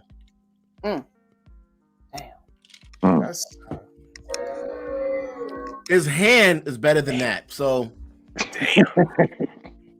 he said it was trash. Before? Is she? Not the same girl, is it? Well, I don't know who she is. I really don't. I don't watch internet like that, but so she had a baby by PJ Washington? Oh, the basketball player on the Charlotte Hornets. There you go. Okay. And she was married to him for like 4 weeks and left, or 72 days and left him? No, that would be Kim Kardashian. Okay. But you know, Brittany Renner did a video before she got pregnant and talking about how it's easy to trap a basketball player, and that's what we were calling her the predator. Yeah. So. And she also went up to a college, big bro, and took an Instagram pic and said, "Mothers, watch your sons. I'm on campus." And you know, again, she's an adult, and when men have this mindset, if you know LL go up to the school at 3:00. It's a problem. If there's a 40-year-old, 30-year-old man up at the college saying, "Fathers, watch y'all daughters. I'm on campus this weekend, 46 years old," you're going to say, this man is wrong. But it's a little not bit of that. a double standard. Kanye West made a whole song about them. He ain't listened to the lyrics? Okay. And what lyrics was those? Gold digger. Come on. And they say he's crazy. She was nothing but a gold digger. And she ain't fucking with no broke nigga. Come on. Everybody, come on. Why you think they be there? They want a free ticket, man. She's a predator. That's a female's goal, a free ticket. Y'all don't understand that. If you had a mansion right now, oh, that's a free ticket. Okay. If you making 7 figures like they all say, like them basketball players making, oh, that's what they looking for. The basketball players, the singers, the rappers, them niggas making 7 figures. Okay, so bro, stay right there, okay? Watch this. Man was like saying, women be like Instagram models, they be having OnlyFans, and they be making so much money, but he feel like that's not a real job. So how y'all feel about that? Do y'all feel like some men are jealous of women who can profit? Okay, the reason I played that and I stopped it where I did is because you heard what she said. Do you think some men are jealous of women? You heard what you just said. If you got a mansion, a woman's gonna be there. She doesn't have to do any work on the chessboard, my bro. She is the queen. She slides all the way across the board and lands in the mansion. While me as a man, the king, I gotta take one box. I gotta find the boat, make the money, talk to the man, get all the licenses, put it in the water, and all she gotta do is slide her ass up onto my boat, my mansion. That's fair? How can I not be jealous of that? You know what's crazy? Us men understand exactly what you just said, Harris, and we accept it. We don't even complain that it's unfair. We completely understand. We own the boat. You just got on. We know that. These women listen. The most dangerous place for a human being to be. How about that? The men should say, we want equal rights. I know y'all don't want to go. Okay, but you know, that's a privilege. Like, what the fuck? I'm a little jealous that I can't do that. Y'all say it means nothing to me as a man that you can carry this life, but okay, hold up. But y'all, everybody leaving the video. Okay. She says that the men get mad because she make more money than them. Yeah, for showing her butt. So that is the question. Would you get mad if your wife made more money than you? Hell no. No, that wasn't it. It was That's not the question. No, they're making money from showing their bodies. Yeah. OnlyFans, they're right? saying that they're not real. But jobs. all I'm trying to say is, if she ain't my wife, then I can't tell her what to do. She's not my wife. Once she become my wife, it's a different thing. So if she's doing that before she become my wife, I wouldn't even make her my wife. That's all I'm trying to say. But see, the thing is that a lot of women will say that you can't tell me what to do. I'm not married. Okay, cool. So when there's police brutality, when that cop go across and bash you across your head, handle your fucking business. When something's happening, nah, I'm not your man. I mean, that's how I see a woman get her ass beat. That she just getting her ass beat. I'm not helping. But you got to keep that energy in everywhere you go. You can't just have that energy when it comes to don't tell me what to do with my body. No, my man, you got that misunderstood. No, she ain't saying that. Same as right now. You messing with somebody, and if you ain't married, if you have somebody and somebody do something in the street and you there, you gonna protect her. It don't even gotta be her. It could be an old lady in the street. It could be another woman. As us being men, we gonna protect them anyway. No. But why would we? But why would we protect them if we can't give instruction to them? It ain't instruction. That same as so now that go back to the whole thing. That's how she make her money. She ain't intelligent. To me, she's irrelevant. Okay. That's how she make her money. So if you ain't gonna pay her bills and like to get her hair done and then like they saying and got them 7-figure all that, then she can do what she want to do. Long you don't ask me for no money, go make your money, baby. I understand that. You ain't my wife. You ain't getting it from me. So if that's how you got, you get your nails done, you got your car payments, you get your house, then hey, I can't knock how you do it. Now, once you think about but now, all you telling me is I'm not gonna make no commitment to you. I'm gonna ride it till I'm ready to jump off that boat. That's all. When I get to Jamaica, then I go hang out there with all the rest of my fellas. I knew it was coming. I knew Oh, I'm going to Jamaica. I gotta get on the roster, man. All right. I know you guys love rap. It's one of the best musics out right now. Take a look at this. He did not have life insurance. No, he did not have a will. No, we didn't have nothing set up. We're so young. We don't plan on death. Like,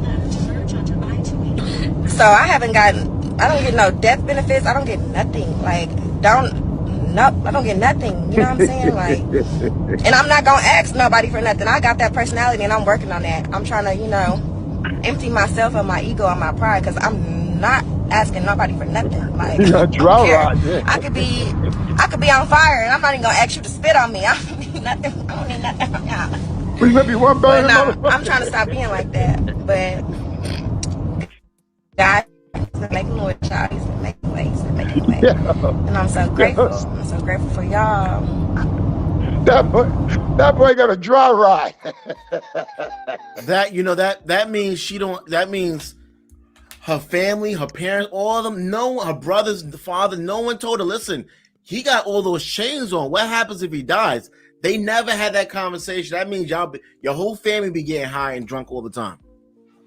No, let me tell you what it is, my man. Understand this. The new life insurance today is GoFundMe. That's the new life insurance, my man. That's why he said, I ain't gonna pay. I ain't gonna ask. That's a new life insurance. Everybody GoFundMe. I know this guy been in the mall for like 90 days, waiting for the funds to get right. Come on, man. They put on a funeral to be continued. They got to break it up in this section. Come on, man. That's a new insurance policy. The insurance company sitting over there saying this is some bullshit. Look what Meg said. This is what I be telling people. Marriage is important. People say marriage isn't important, but things are put in place. And I know, some people would say that's kind of looking at the pessimistic side. You're looking at the glass half empty. You guys are thinking about when you die. That's what marriage is important for death. And, when you break up, that's really what I hear you guys talk about. But it's about provisions and security. And while we say marriage ain't about fun and love and 50-50 and partners, it's about duty, honor, and responsibility. And you have a duty to your family to make provisions. So when you're no longer here, we kind of don't skip a beat. We can continue to handle the businesses, and it's consideration for your mate. She don't got to fight with the bank. She don't got to fight with the people. She don't got to go on Instagram and say she don't have nothing, because the wife, I don't need nobody, gets things. And again, that I don't need nobody mentality, but that's the perfect girl for my brother, because like she said, I don't ask anybody for anything. Even if I'm on fire, I don't want you to spit on me. And that's the girl he want. I don't want you to ask me for nothing. I'm not taking care of your vagina. I ain't giving you no money. Have all of your shit together. I'll buy you a little soda or something. But if you need emotional support, you need a priest, you need guidance, you need all of that shit, go somewhere else for that shit. I'm over here on the couch. I'm doing my little basketball thing. Leave me alone. I would buy her some water, though, if she was on fire, man. God damn. She said she don't need you to do that. I wouldn't even piss on her. No. But again, I'll buy a quart of water, man. Come on, man. Just hearing a woman talk like that, saying, I don't need anybody. And even if I do need somebody, I'm not going to say I'm going to need somebody, even if I was on fire. That says a lot to me about the character and the quality of people, that we are breeding women and breeding people that are so cold, so closed off. So I'm proud that I don't fucking call you. I don't need you. I don't love you. Death. But then when you need something or you need someone, it's like no one loves me. But Yo, you're see. Yes. Let me slow you down for a minute right now, my brother. Please do. If you never been loved, C's, you don't know how to love. It's hard to say, but if she never been loved in her life, It's hard to say I love this person. She don't even know what love is. So people do change. You know, now it's something for somebody just to get to know her and see what is the problem. If not, like I say, it's a hit or miss, but she may have never been loved. See, nobody know nobody problems. Everybody got problems. And I'm not trying to say, but that's what men do. Men take on problems. That's our nature. And we see, is it worth it? Or if it ain't, if not, we move on. If not, we keep going. That's a human nature of a man. And I hate, if she got a big butt and a smile, that girl could be poisoned, but we're going to see if she poisoned. That's a man mentality. She may be poisoning you, but may not be poison to me. Ooh, it depends. But it gets to a point, like when you become a parent, because she's a mother. When you become a parent, all those excuses, I've never been loved, I don't, listen, that shit goes out the window. You're what you're saying you never received, you have one that may not, you're supposed to provide that. You got to go for therapy, go for whatever. And what happens that if you use the excuse that she never been loved, that's why she's in the position she's in right now. She's probably really messed up financially. Well, she had to be loved. She had kids. I didn't know she had kids. She got kids. She had to be loved. Or why she having kids for? Yeah. You have kids by somebody you don't love? The young lady who experienced death of... That is P&B Rock's girlfriend, so I right? think The brother rapper don't really boy's girlfriend. know what she was saying. And you know, and she's so stupid because he's known to do lives and talk to other gangsters and talk trash to them, and he got death threats so many times, and she's sitting right next to him and just like, and y'all got the kid in the car. So listen, man, I support. Listen, I start to support the BBLs, the women that's dying from the BBLs, or you know, I support people not having life insurance. I think, what is it in America? I think with the African Americans, 68% of African Americans don't have life insurance. I support that. I'm starting to support all the negativity because the more black people do bad, it's so much easier for me to do better. So I mean, if they want to go for it and do it, I support it. Her child probably by 10 years old will be no, but my man, by them doing bad and you doing better, then how high is your goal? Don't gotta be that high to do better than them. Hey man, I'm still doing good though. Right, but all I'm trying to say, that would lower your goal. Even though you think you high, you low. Because if this guy only 10%, you get 15%, you higher than them, but you still low. So when you leave your community, then you ain't nothing. Oh no, I'm gonna keep doing what I gotta do. I'm gonna keep doing what I have to do because I have a family and so forth. But what I mean by that, if you raise up in a village of nothing but dumb people, how smart can you be? I won't live around them to begin with. Yeah, right. Get the hell up out of that junk. The way I see it is that once you become a parent, regardless of whatever you got that child. You mean that child education or thought process should be better than what you came from. But it just seems like it's just this. It's on loop. My man, but all through life, these females was taught the power of pussy. Oh Lord, they weren't taught shit. The power. What I mean by that, you know, how many times the power of pussy done turned a smart man dumb. No. Destroyed society. Am I right about that? Yeah, you're right. So if they knew that they had to do all that stuff they doing and just use the power of the pussy, they would be all right. All the other antics and stuff ain't right. Like you said, half of the niggas in jail is in there from the power of pussy. That pussy got a lot of power to it, my man. I hate to say it, but you got to know how to use it. That's the key to it. There ain't no instructions to that. Maybe I need to write a book on how to use the power of pussy. Now we need to do, C's. Come up with a book. School these hoes, man. Now what they need, well, there's power in the pussy. Because it amazes me. I want our female put a thong on and pull off at night and don't got not a stain in that motherfucker. And they let me crack her ass all day. God damn, that's a miracle. That should have been in the Bible. He's passionate about that. That's what I tell you, man. Your mother turned miracle. That's a miracle, man. All day. Good Lord. And you don't got not a stain on there? Not even a crumb? What the fuck you white with? Magic wipes? I guess Glorilla is gonna need your book, right? You heard Do about we Glorilla? wipe with the same paper and shit? What tissue do you use? God damn. I'm using the wrong one or something. God damn. Women got power, man.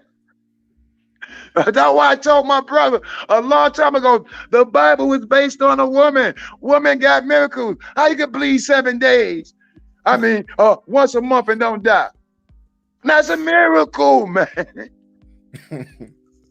Nobody in the world could do that. In my videos of the reproductive system in the animation population. So these females got to be taught.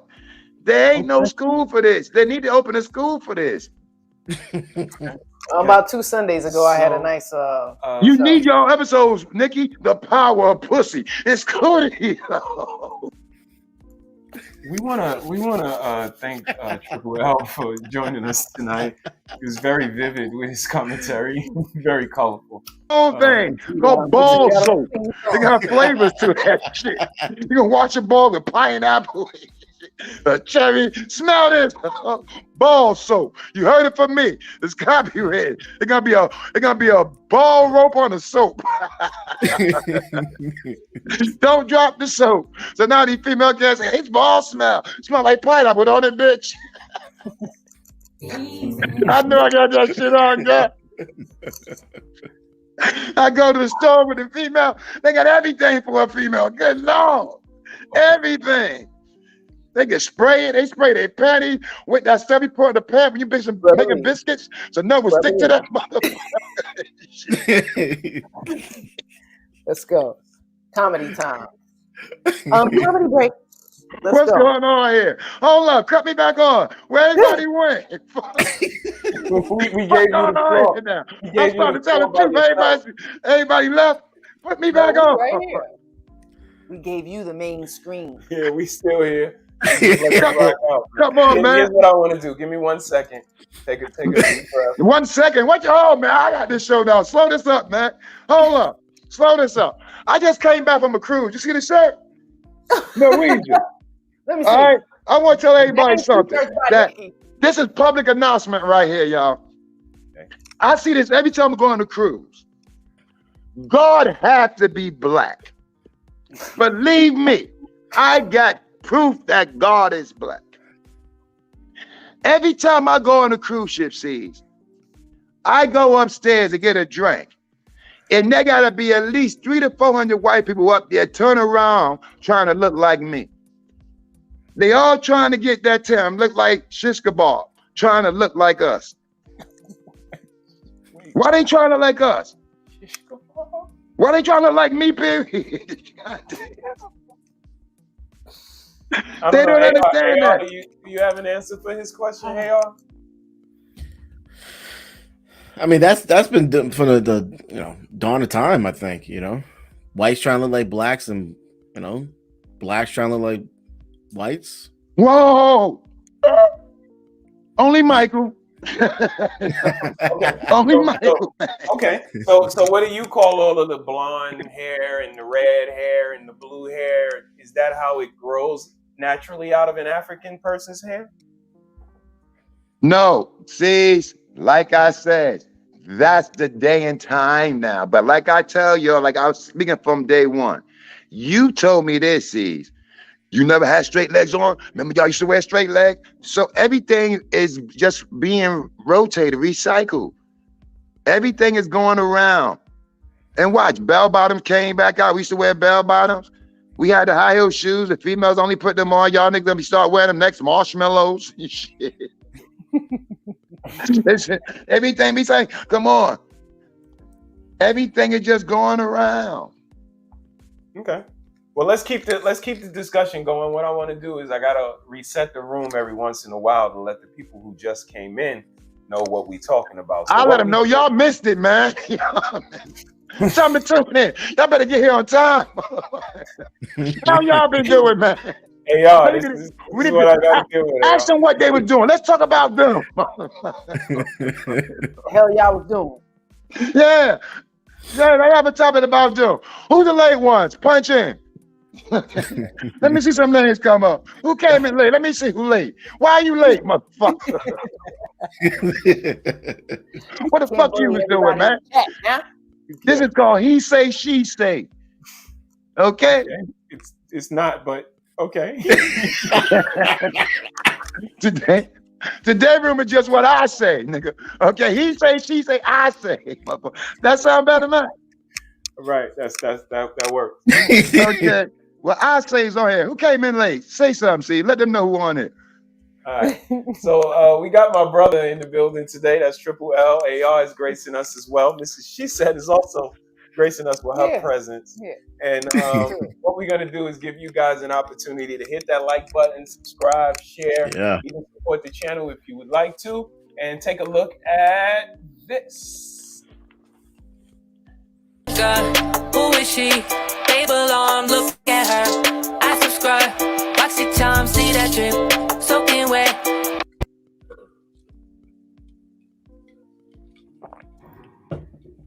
Shout out to Mrs. She Said. Don't forget to hit up her channel. Shame Sunday is always flaming. She be going in. It's always entertaining, always comical, and informative as well. So what I want to do is we talking about leaving it home, your private part, that WAP, that eggplant. And we've been talking a lot about the men, and we showed Lorena Bobbitt. We showed another young lady who took the liberty of chopping off the private member of a man.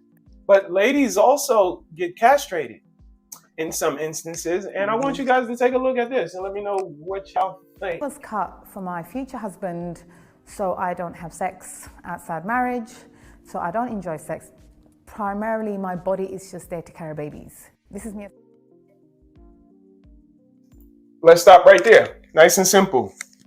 She was castrated because sex was for her husband, by her husband.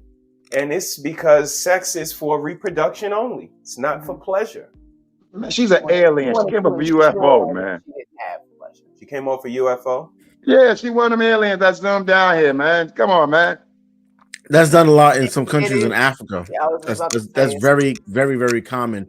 Listen, these women, they like these thugs and felons. Like they like the men that will whoop their ass. They love it. Okay, my man, let me ask you a question. Figure this out. She tried, from what I get, that if you have sex with her, she getting pregnant. Am I right? Sex is for reproduction with her. Again, some sperms don't reach the egg. So no, so you trying to say, but it's highly likely. It's highly likely she gonna get pregnant, right? Yes. Am I right, y'all? Yeah. So now, she do find the right man. Okay, I'm gonna say it for service me. She find the right man. Okay, now I marry her.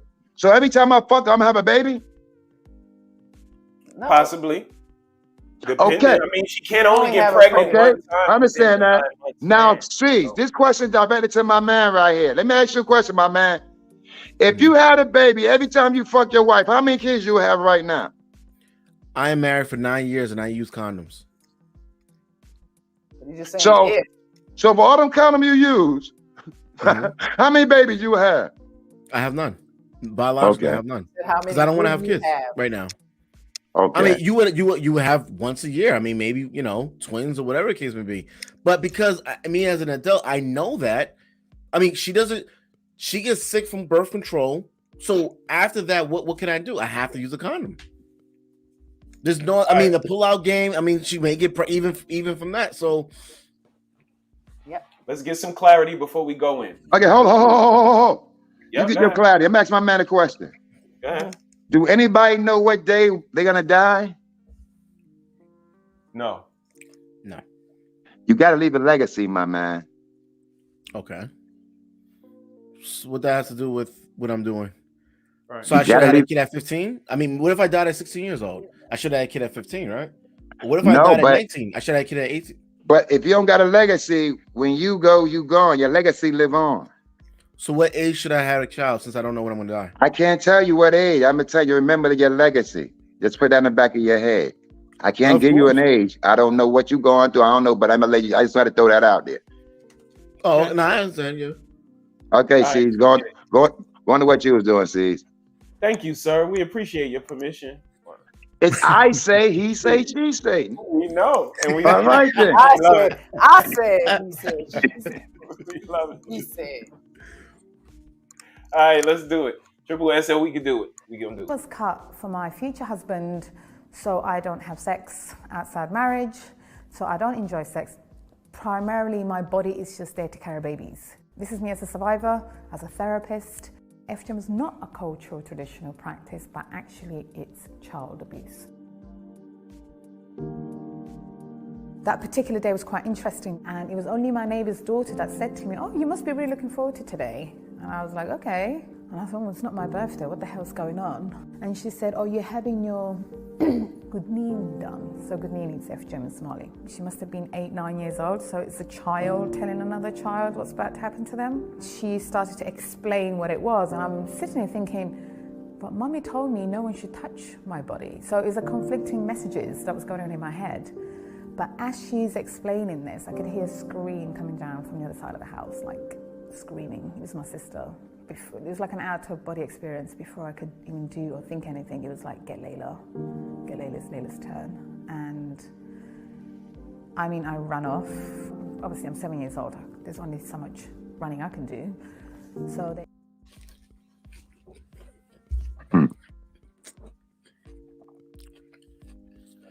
Wow. You muted. Oh, me? You hear me? No, brother, he said you're muted. Let's check out the comments. I've watched many documentaries on this. It's very sad. It is. I'm not sure if you guys seen the little caption on top of it. It said, this happens in 31 countries. In every 11 minutes, a woman is circumcised. And again, Mage said that's very sad. She was 7 years old. How old are we when we're circumcised here in America? Anywhere from birth to birth. 7. Do they ask us before they do it? Do they get consent, permission? Do they, see? No, yes, they do. They get it from your mother. But we get circumcised at 7. If my not, boy. Not me. How can my mother give the consent for the mutilation of my body? If it's sad when it happens to a woman, see that? It's very sad. Why is it not sad when it happens to us? Because they're using the skin of circumcision for youth, beauty, skincare, and food products. America is just, it's like a lot of evil shit happening. Yep. Let me ask you a question. Why is the reason for her getting circumcised? To take away the pleasure, just like it is for y'all. Uncircled for my pleasure, just like I don't take away the pleasure for us. Listen, you have a circumcised penis. Let's talk to a man who has an uncircumcised penis. The friction, the nerve endings in that uncircumcised penis is just like a clitoris. So when they strip y'all of that skin, they strip y'all of all the nerves. You're fun. You can feel all the warmth and the wet and all of that, but it is not the same. No, well, I'm gonna tell you like this. I have a lawsuit. Because if they left the skin on there, it would have been bigger. and better. So I got a hell of a lawsuit. If they had kept that skin on there, it would have grew longer and bigger. Remember, when you get hard to full up the skin. That's why. Well, I think it's also important to understand why they do it at 7 years old. They do it at 7 years old because they plan on those women to be sexually active. I mean, and not just that, a newborn. But a man is done at birth. A man's circumcised to get circumcised at clitoris birth. of a newborn baby, female, is different than, you know, her growing up a little bit more. You know what I mean? So why they ain't done at birth like a man? Because a female baby clitoris is smaller and it's not as, you know, defined as it would be later to do it successfully. A boy's penis is outside. You know, it's just as small, you know what I mean? But, you know, they can see it more. But a lot of boys who do get circumcised get botched. There's some problems. Not everybody has a successful, you know, circumcision. Some penises look funny or, you know, disfigured to some degree. And some men are ashamed. They feel shame for it. Some curvatures are because of that. Because of those. Yeah, but the females like that because they hit the walls and shit. Right. Oh, no, he didn't. Listen. The females like, they be giving me medals and shit. Say, God damn, nigga, that's hurt. So females be liking that shit. You hit the walls. Them straight motherfuckers go straight in and out. They don't know how to hit the walls. Mage got what something. Wall you want me to hit today? Left or the right? Hold up. Mage got something to say. She said, my ex-husband didn't get his done until we were married. After he got it done as a grown man, he said it felt better. And it done for health reasons, well, not to stop men from having sex. Absolutely. Okay, great chime in. Thank you, Mage. Yeah, see? Let me tell you, see, I knew somebody who didn't get circumcised, and he told me it was hell cleaning his shit. Yeah, that's a lot of skin to pull back. A lot of skin to pull back. He get Q-tips. He got to use. I'm like, man, goddamn, nigga. He said, dude, it's hell, man. He went through hell. Circumcised penis definitely needs to be hygienically aware. But I think 90% of men is circumcised. Okay. But I don't know. I ain't been checking and shit. I ain't searching for that info, but I'm gonna right now. Why not? That remember come out of my head, man. All right. Okay. So we talking about leaving that eggplant home, leaving the vajayjay home. A lot of people say no. My brother say no. He don't care. Nikki say no. She don't care. Me and AR feel a little different. But what if it was, you know, a third person in there? Check this out. Well, shout out to him because I didn't know he was acting. He was an upcoming comedian. I didn't know he was he got those roles. Yeah, shout out to him. He's had his own show for a minute. Yeah, he has. This has been on probably season 3. Jared Carmichael, he's dope. He got a nice little show, very funny. I see him 7 years ago. He was kind of starting out. Oh, okay, that's cool, man. Okay. Shout out to Sir Hale in the building. What up, Sir Hale? Just checked in. My brother probably gonna be mad. What up, man? Late, but he don't know it's no time schedule. You just check in. So shout out to you for checking in.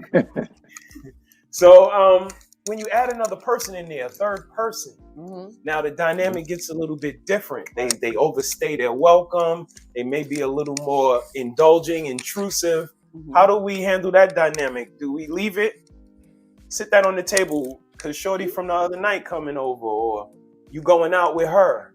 Like that third person dynamic, does that change anything? I mean, me as the wife that person that I am. Oh yes. Man, no, it's all gonna be laid out square fair on top of the table up front. No, it ain't. First of all, see, you're gonna know if you can stay for breakfast, and you're gonna know if your ass need to go. So you know, there's not gonna be any gray lines or sugarcoating of anything. You know, that's just how I would be. Okay. You ready, bro? First of all, my opinion, a threesome is for two hoes I don't know. So when I finish, I can go. Yep. Okay. That's what a threesome is to me. Okay. You gotta understand one thing, C's. You see how he was so happy and shit? He was sitting there having a threesome, talking about he was a man, all that. Now say tomorrow night she bring a nigga up in that motherfucker. You see what I'm trying to say? A threesome supposed to be I don't know what you're trying to say. Hold on. Help me see what you're trying to say. You trying to say that they're equals? Whatever he does, she can do? All's fair. Love and war. Whoa! Not Mr. He say, she say. We just trying to get an understanding. Let me back up to him. What goes around comes around again. Remember that song there? What goes around come back around again. I hear you. What's good for the goose is good for the gander. Right. And that's some things you don't bring inside your house. Right. Okay. Because okay. That's not answering my question though. You just answered my question with an analogy. Are we equal? Because I do something, she gets to do something. Is it a but they both did it. Right. And then that's where I was going next. How do you know she didn't initiate with old girl and bring her to him? Okay, so she initiated. Next gonna initiate old boy. So what if that's however you want to say it, it ain't gonna help the situation. Oh, but you was all right when I brought she in. Now you're not. No, come on, man. I ain't bringing nobody in. You my wife. You my gold. You precious. Nobody touches that. That's mine. I think when it comes to that, I think we're equal. When it comes to stuff like that, like for instance, unless it's business or family, I don't sleep out. I'm home at a certain time, and we have this golden unspoken rule. If I didn't do it, she can't do it. Like, so she can't come home past a certain time. It's never happened in 9 years. There's no such thing as girls. I don't have boys men's trip. She don't have girls. I mean, so I think when it comes to that, I try to treat it that way, and I've been good at that. But that's it's kind of wild. We got some check. It is wild. We got some check-ins. Imagine both wives are divorcing you. Yeah, no. I don't mind, being asked a hypothetical. How would I act? Yes, I don't like women at all. Yeah, it's not my thing. But like Lee said, another man, I'll think about it because I'm not interested in women. You understand what I'm saying? You see what I'm trying to say? So now, if she please your fantasy, you got to please her fantasy. No, you gotta please your wife's fantasy. I don't do it with my wife. That's a girl on the street. I don't give a damn about her fantasy. I don't give a damn about her fantasy. I'm gone. Someone has to do with their wife. You don't. I'm gone. I don't care about her fantasy. I'm gone. Right. Listen, I understand where you're coming from completely. Again, we come from the same place, have basically the same morals, man. I am in line with you completely. This is completely conversation. Like you see, a lot of people agree with you. Yes. Brother Vaughn said, as for me, I prefer me and my wife to keep it to ourselves. I'm just saying. Right. I would rather cheat than do it with my wife. Thank you. Thank you. I would too. I'd rather cheat than do it with my wife. No, now, I won't cheat. Just in case you're watching. I'm not saying that. I'm saying within this conversation.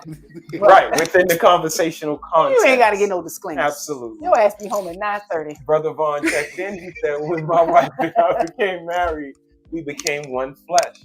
I have no need to add to that.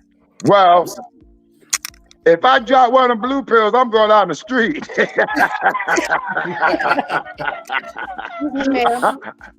I'm not gonna kill my wife. I'm gonna go to jail. Oh, Lord. Don't take the blue pill. He said the blue pill. Shit. They think you're a porno star when you put that pill in you, boy. I think unless that relationship has always been that way from the beginning, I think that just changed things. I will look at my wife like she's a whore. My man, if that relationship been like that from the beginning, she wouldn't be your wife. Yeah, that's true. She just be a side piece. You want to make her your wife? Come on. How Luke said, she's horny. He's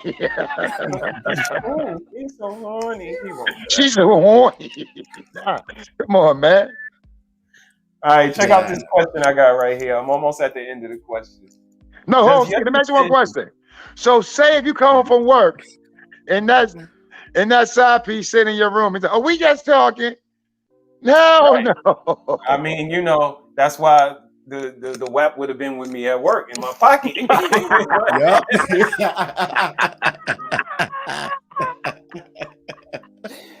You won't be using this today. I'm just gonna be kissing today, huh? Yep. He might as well went to work with you. He's like a smell. Get emotional. That was crazy. But look at this question right here. Does your decision have anything to do with how you treat your partner? Ooh. Like you said, you don't care. Right. You don't care either, bro. Is it because you guys are so amazing that you know about all that? That they go out there, they ain't gonna be able to get this heavenly experience? Or is it something different?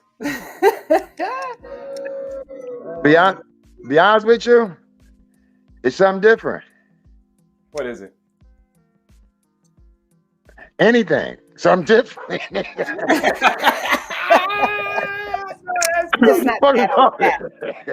Different means something different.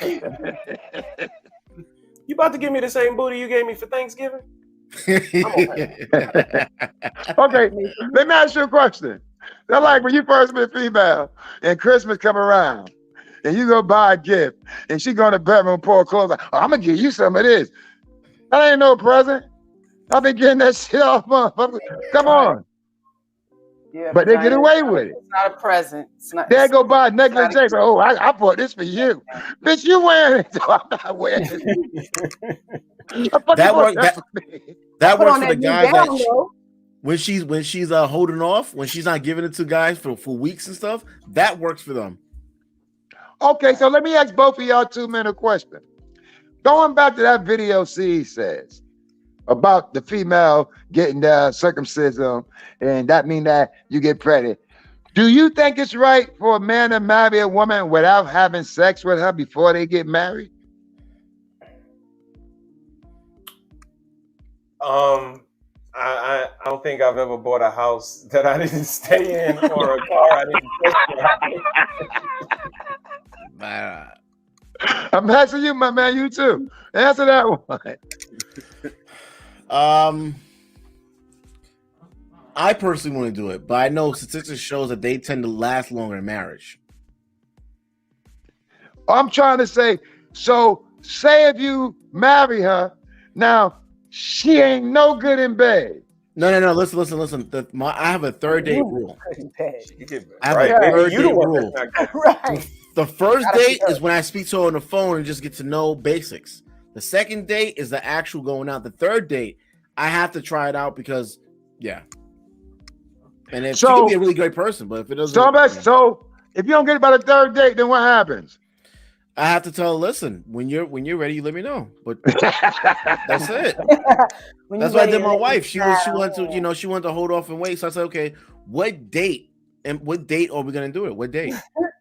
If I have to wait? Okay, because Steve Harvey, that bullshit, right? What date? She couldn't give me a date. And I was like, okay, so I don't want to move. I want to move forward anymore. I don't want to go out. I don't want to take you. And then she hit it with the Jeopardy music. She said, "Let me think about that." Yep. But you can't give a date. It's that feeling. It's that sexual healing. It's my job to bring that on the third date, and we good. Either you want it or you don't. Man. Well, you good, because I went on the first date, motherfucker. I want to see how you broke it down. I'm like, this motherfucker crazy. If I buy dinner, you know what's for dessert, bitch. Trying to wait. That's in the conversation. This is like you say, we equal, Nick. We equal. You spend me pay for this dinner, you know we eat for dessert. Or we know what you eating for dessert. Okay. Time for a sidebar. We there. Hold on. Stay right there, Triple L. Affection. How often do you affection need to is not sex, though. That ain't what I asked you. How often do you need it? I think it's necessary to have on a daily basis, at least. So what's wrong with somebody feeling like sex is the same thing? Why is it negative that's the thought process? Who has time for that though? Like if we got jobs every day. If we got jobs, because you got time to come in and give me a hug. That's all the affection you need. That's affection. That's a form of affection. You got time to give me a hug and squeeze on my ass. Motherfucker, you see me. You gotta see me twice a day. Then what? It's like a then what? My wife's absolutely. You might walk past in little shorts, and I'm like, damn. No, it's called discipline. So I gotta be disciplined, but you don't.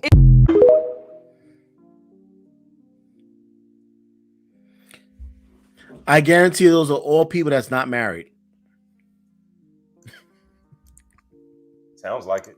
Even if so, they're still standing on their square. Married women talk like that too. So they do. Oh, damn. They act like it's a chore. Confused. Are you not enjoying it? Is it not an equal exchange?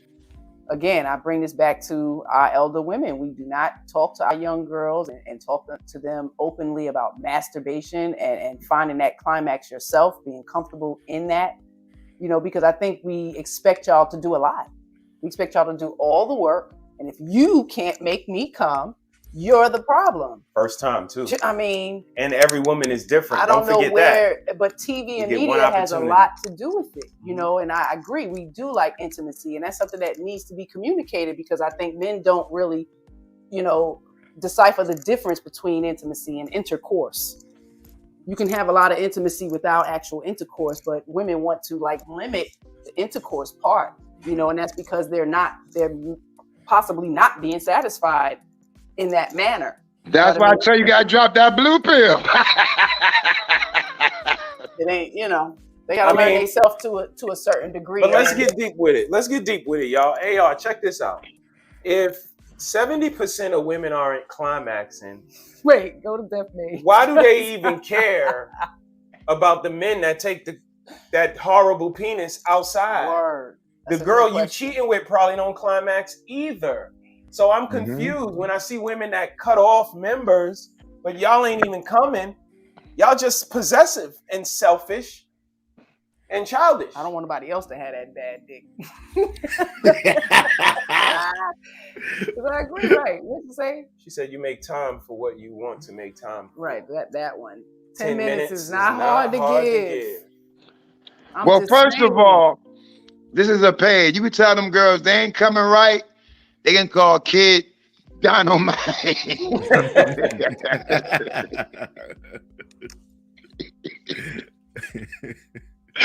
All right. Cause listen, I got over me. Is there a job for that out there? What do you say? 70%, right? Because first of all, this is how it goes. Does not agree. A female could fake an orgasm all day, but a man can't fake none. They have. You see, a man's coming, he's coming. Hold on. I fake that. Listen, I've done it. Listen, it was just so bad. This was before I was married. I faked it just to get the hell up out of there. That must have been some funky pussy. The food was bad. Everything was just bad, bro. It was just like, all right, cool. Yeah. I mean, and I'm gonna be honest with you. You said the food was bad? Yeah, man. You was not supposed to drop your drawers. That's your fault. Yeah.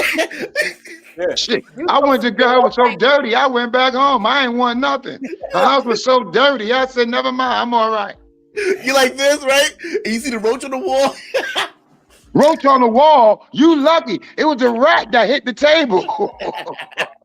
Roach. I can kill a roach, nigga, while I'm fucking.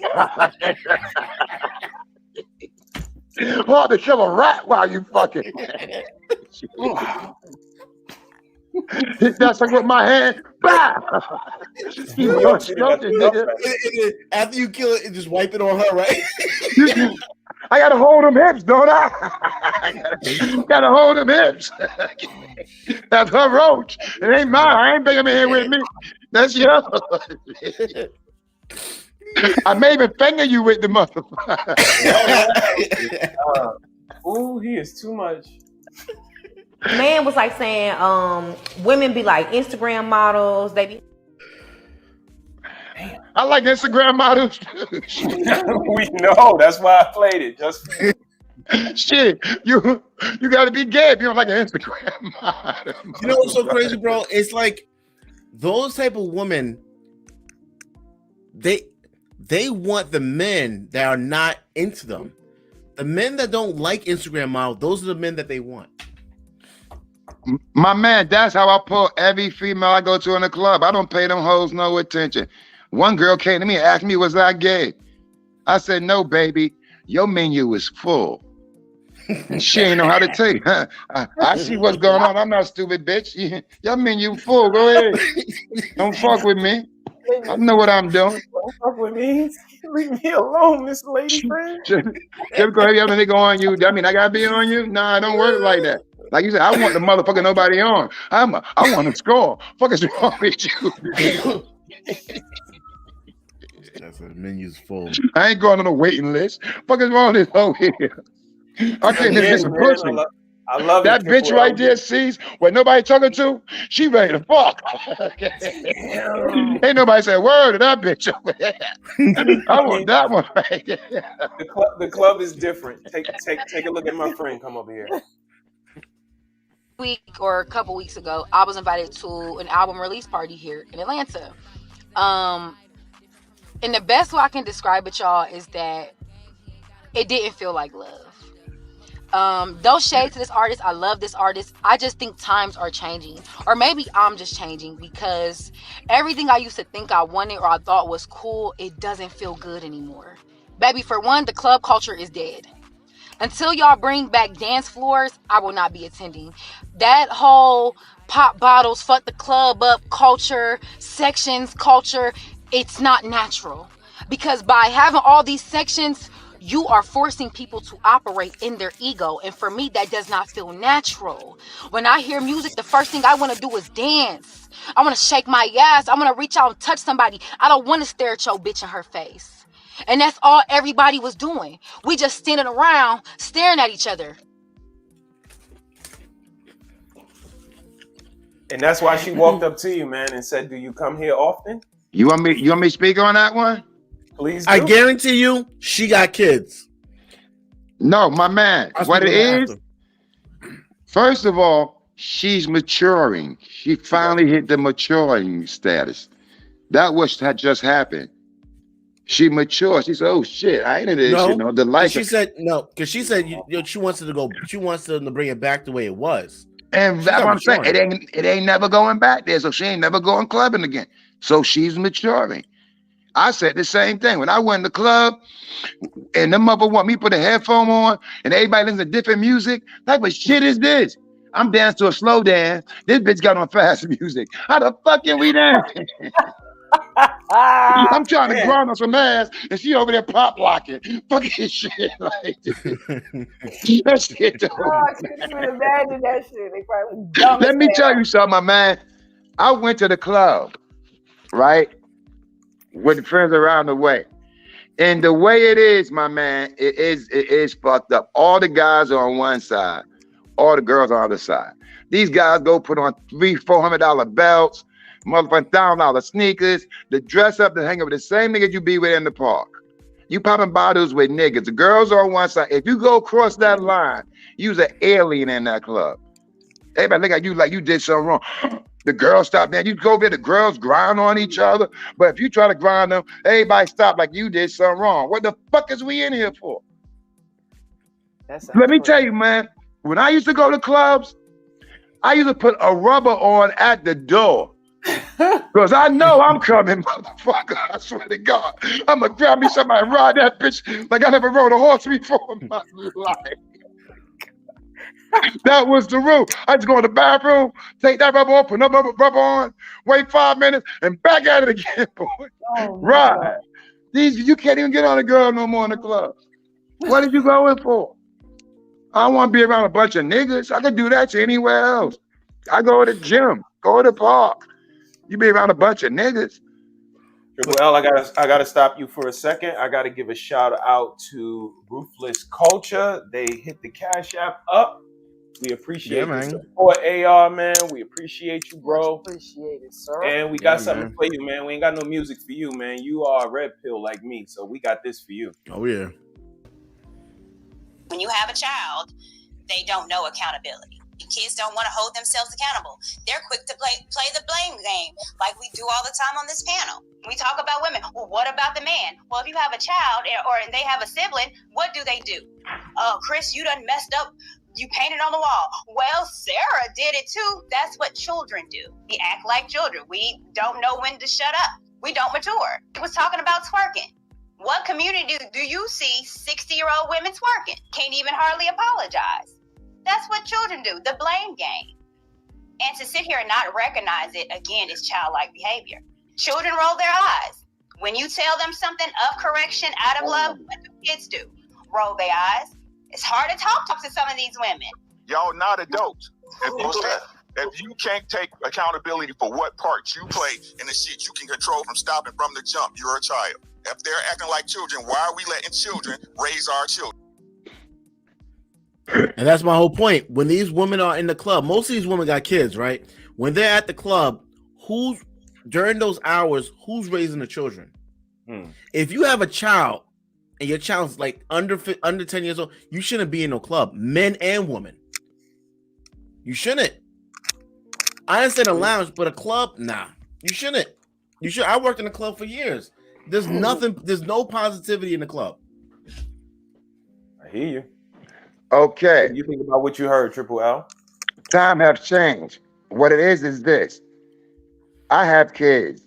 And yeah, I was in the clubs when my son born. Yeah, I was hanging out all night. But we had grandparents. And grandparents would not let me even take my son outside the house. But that's the problem. Your grandparent was raising your child, not you. I get dressed and get ready to go out. I say, where you going with that boy? Yeah, that boy staying in here.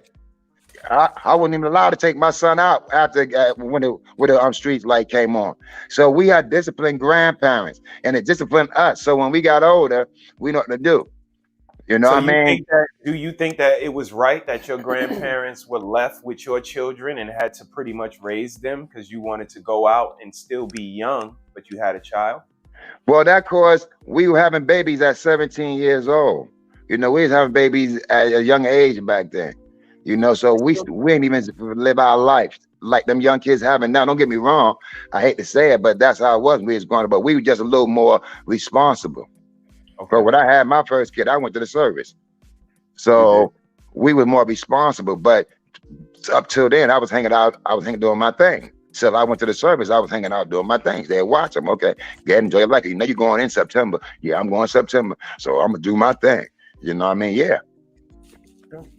I get it. What do you think about the last statement that Brother Ricky said? Why are we letting children raise our children? And again, not to say that women are actually children, but they display childlike behavior.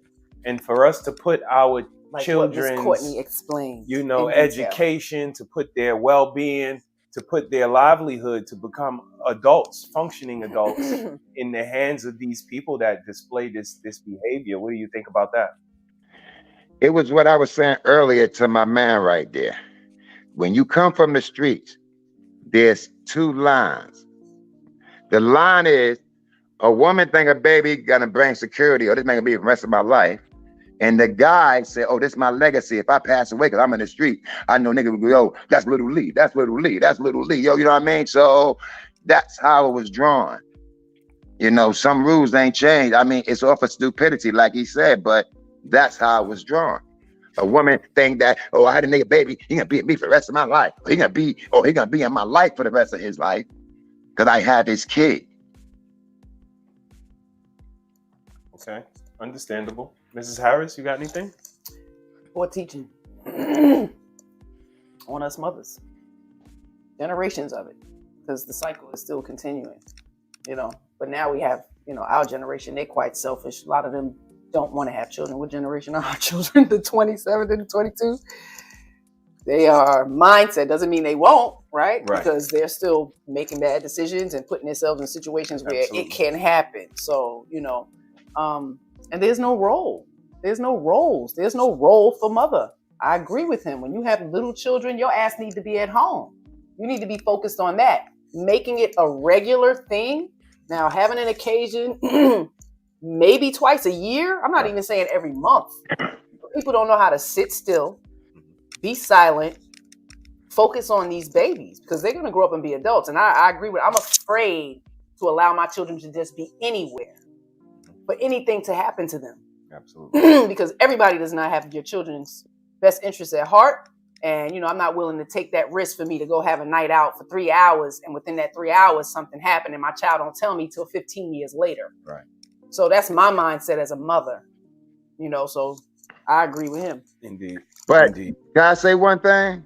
Yes. Sure. As a child, we all learn from seeing and listening. That start from a child.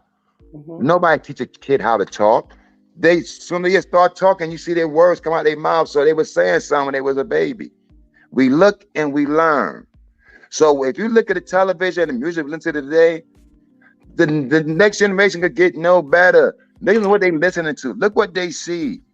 When I was growing up, every TV show was family orientated.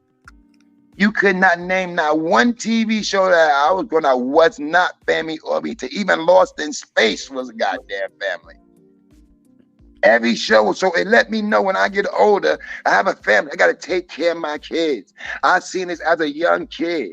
Even when you only got no wife, Sanford and Son, you got to take care of your kid. It was embedded in us as a young age.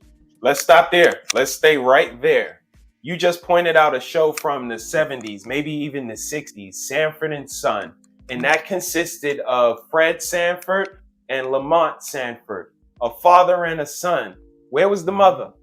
Regardless, it let me know. There's no regardless. What I mean by that is I'm looking at a man point of view.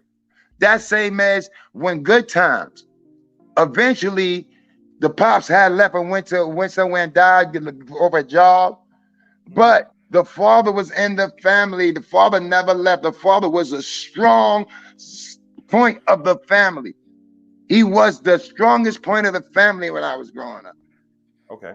He was the father. That's what I mean. He was the father. So as a young age, it was embedded in me. Every time I turn the TV on, father's there. Father's doing this. Come on. Cosby Kids, South Central, all them shows, fathers. Moesha, all them shows have fathers. Flintstones, Lucy. Every show have fathers and mothers. It would let me know when I get older, I have my kids, I got to take care of my kids. So when we got older, it was a no-brainer. Yo, I got to get my shit together. I got to take care of my kids. That's the problem within itself, that you watching a television to learn about family orientation. No, but I mean, besides the brainwash of the TV in school, I couldn't live Columbus and stuff that they were just brainwashing me. Do you understand that that was a problem? You weren't supposed to get your vegetables from the television. Do you understand that? I understand what you're saying, but at least it helped me. But now, even our math, multiplication rock, we used to sing multiplication. We used to sing it. It came to it was damn near a song to us. That's how I learned to sing it. I understand what you're saying. All I'm saying is they took it. When we went to school, we had classes that we had wood shop, or you had cooking class, or when we went to gym, you had to play hockey this semester, maybe football when it came, then basketball. So it taught you everything. It was how our generation would illustrate. Right okay. Take a breath. Take a breath. Have a Man was like saying women be like Instagram models, they be having OnlyFans, and they be making so much money, but he feel like that's not a real job. So how y'all feel about that? Do y'all feel like some men are jealous of women who can profit? How can you not be jealous? Go ahead, AR. Go. I'm a Christian, right? So my belief is that, and a Christian belief is that, that question gets asked, what if no one never knew about Jesus Christ, whatever? According to the Bible, God is putting a responsibility on you that even if no one told you about God, you become subconscious and you have to identify, even if you didn't grow up with that, you don't know whatever, you don't know OnlyFans is bad to be, as a 30-year-old grown adult, to be doing that, you're responsible even for the information you don't know. So if you don't accept Jesus Christ person, you're dying and going to hell. So if you're gonna die and go to hell for something no one told you about it, he still holds you accountable. Why? Because you have a conscience. God gave you the mindset and the conscience that it gets to a point, 12-year-old, 15-year-old, 18, 25, whatever. Oh shit, I'm not supposed to be doing that. You know what? Stabbing, killing, robbing, even though I'm not supposed to be doing that. You get to a point where you get to a point when you're adult, you can't keep blaming your parents. My mom didn't teach, my father didn't teach. Okay, but you're old enough now. That once you become like 25 or whatever, what your parents did or didn't do, you was touched when you was young, that's just done. That's old. You're responsible for yourself. Absolutely. When you die and go to heaven, God's gonna look at you and say, yo, man, he's not gonna ask you for your parents' sins. No, you have to pay for your own sins. Indeed. We make excuses to not be accountable. We do. I understand what he's saying. When we grew up, there were a lot of positive stuff being pushed on TV and through song verses. Now, what is being pushed is a lot of trash. But like AR said, now you're even more responsible for getting the information that's not allotted to you. Like, you know, I get what my brother's saying because I was raised the same way. We were raised in the same house. That the TV curated us, but it wasn't supposed to. We were supposed to see healthy families in our neighborhood. We were supposed to see marriages next door. And we did see a few on our block, more than other blocks in our neighborhood. But at the same time, there were so many more that could have been. So we had to get a what not to do book. We had to get a, you know, TV fictional book and kind of grab all of the bits and pieces of what we wanted and kind of make it a fruit punch. So I definitely understand on, you know, both sides of what you guys are saying. Okay. What I'm trying to tell my man is, I learned from our families on the block. Yes, I did. But I'm talking about when you in the streets, you try to dodge your family because you're doing dirt in the street. You try to go around your mother and your father. You try to hide from the family in the street because you out there doing bad. But you do turn on the TV and the radio. No matter what you're doing in life, you can turn on the TV and radio. And no matter what you're doing in the streets, when you come home, the reality hits you. Now, I'm in the street doing dirt. And I come home and see all these strippers, all this shooting, all this stuff here. Like even the games, I'm picking up the game and I'm firing at people all day. If you give a 3-year-old one of them guns and he find a TV, what do you think he want to do when he's 15, 16 to 12 years old? I get it. He want to fire a gun. That's all the guys do. Play video games. But listen, once you become conscious, you have to understand the balance between that. Okay, we don't have those shows now, but we got access to information. Back then, we didn't. We was forced to watch what like 7 different channels, and that was it. There was not even no cable. Now everyone has a phone. We have access to good information or bad information. There's something called an algorithm. If you're looking at bad stuff, you're gonna keep getting bad stuff. That you have. Listen. You're responsible for your behavior, especially if you're a 3-year-old. I get it, I understand, but it gets to a point where it's just like, and that's why I always ask, if these people can't do better, why don't we just go around just start locking up all 3-year-olds? My man, let me get ask older you, and try to rob me. Let me ask you a question. Lord, no offense to nobody, because I'm even the same color, but when do you ever see a black person do research? Oh, no, he didn't. We always doing research. What I mean by that, hold up. I'm going to keep going. Hold up. But that's what I'm saying. Then we should just go around and arrest all black people because they. Okay, so hear me out, my man. When they started Facebook, you had to punch in when you had to type in what you were typing somebody. They found out all these mothers were so dumb, they put a spell check on that motherfucker. Now you punch a 2 word and they spell the word for you, dumb motherfuckers. You see what I'm trying to say? Come on, y'all know that. When it first came out, it wasn't no spell check. You see how dumb people couldn't even spell 3-letter words. 3-letter words they couldn't spell. So now it would have stopped Facebook because people would show how dumb they was. It wouldn't be that many comments. So, but keep it popular. Well, we got to put spell check for these dumb motherfuckers so they could keep using it. Okay, Triple L. I don't know if it's just them. Let's lean in.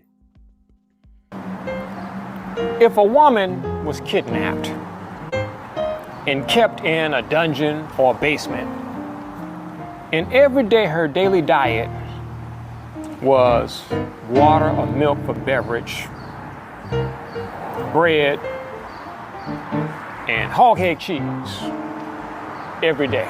I know, some nasty stuff, but folks eat that stuff, right?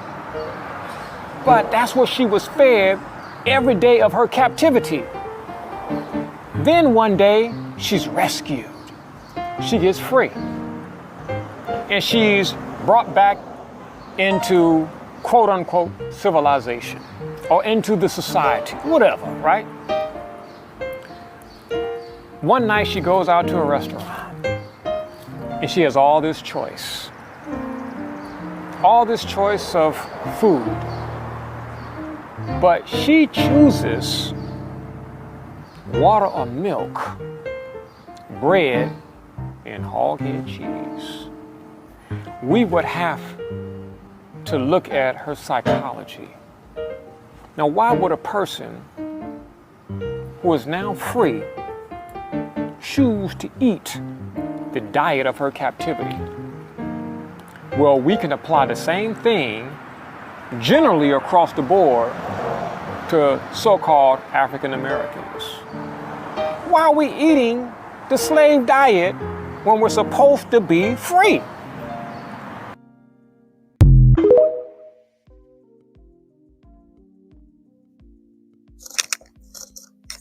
In line with exactly what we were talking about, that mentality is the very important part of it, and sometimes it just doesn't change, and we all can say we are victim to this at some point.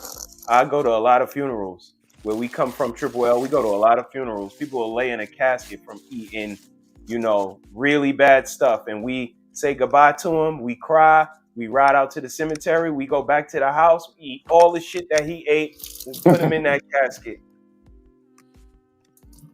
Talk to me. Okay, you hear me? Yeah.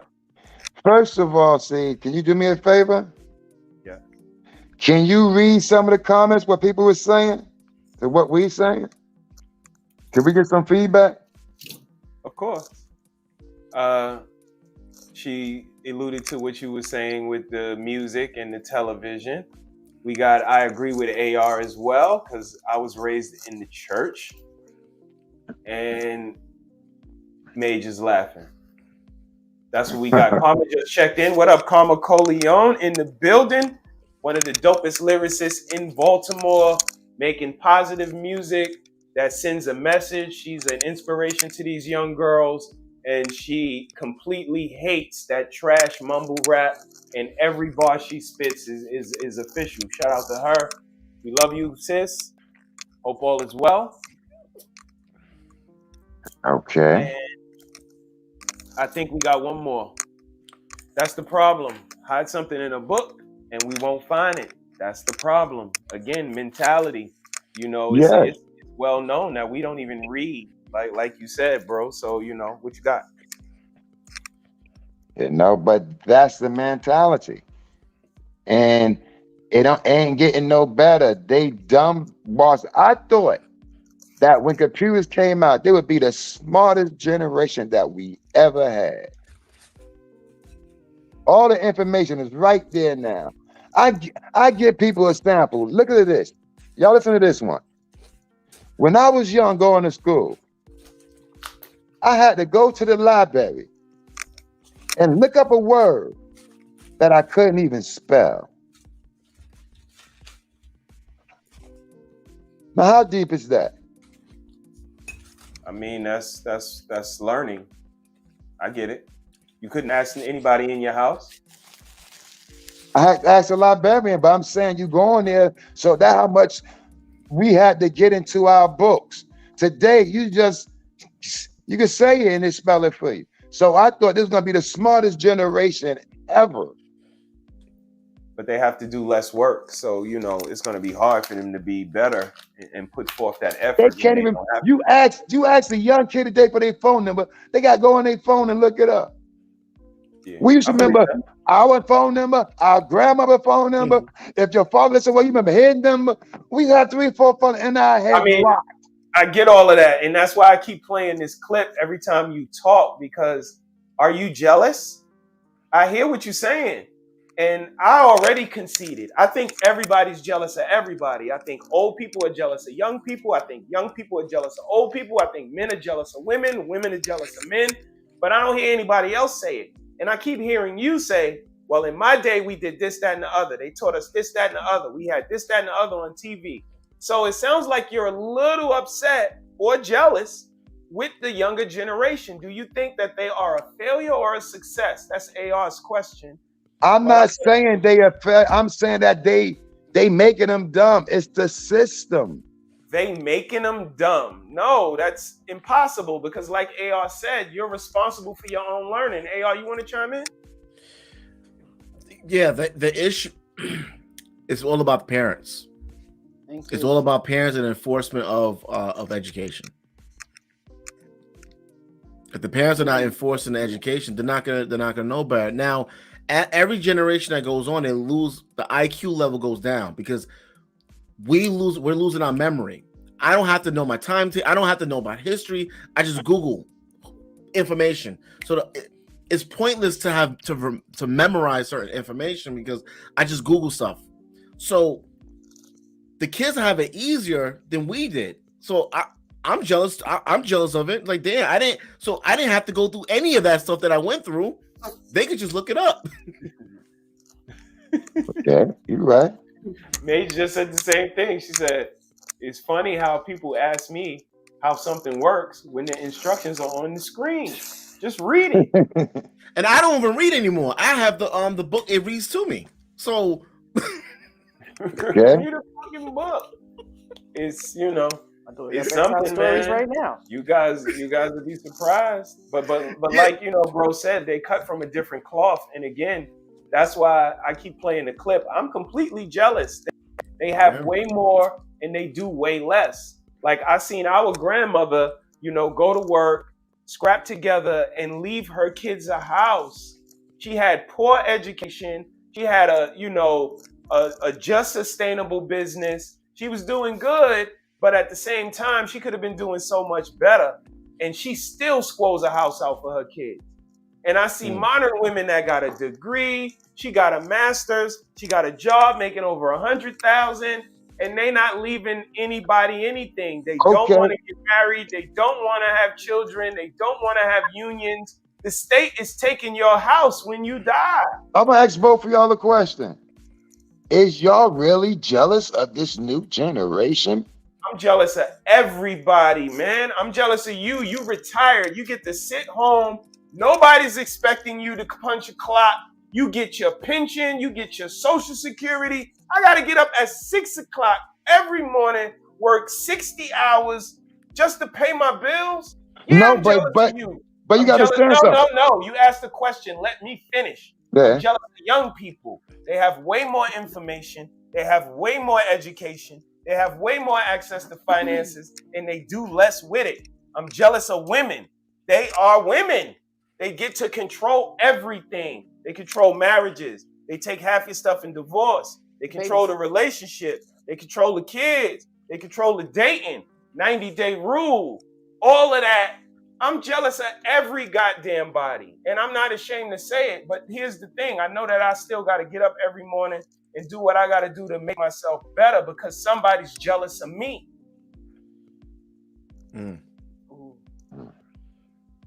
And like you told me when I started playing sports, if I wake up at 5, somebody waking up at 4:59. And it's a nigga waking up at 4:58. So you always got to have that mindset, but you got to be realistic to know that there are people that are haves and people that are have-nots. And you damn right I'm jealous of the have-nots. When I went to college, I had a car. I dressed real nice. I thought I came from money. But I met a nigga that had his own polo ponies.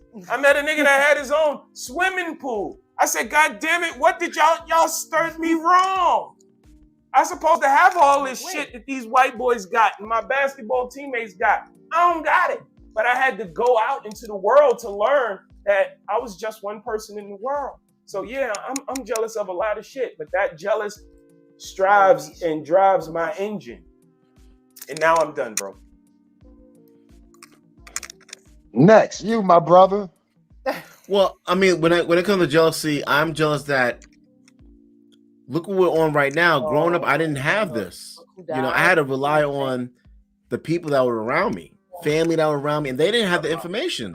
The information that I was seeking, I'm in white corporate in my 20s, and my family can't relate to white collar work and being around white people in the work field, and just how to move your career up. But now you can go online and you can find someone to talk to. You have an issue with your teenager. I could see the brother he said, but if there was no internet, so the information. There's access to a lot of information. So I'm definitely jealous of that, and you know, I try to get better every day. But they have a lot easier now because they have now every generation. When you have a family, every generation is supposed to have a little bit easier than you did, but you're supposed to give them principle and instruction during that.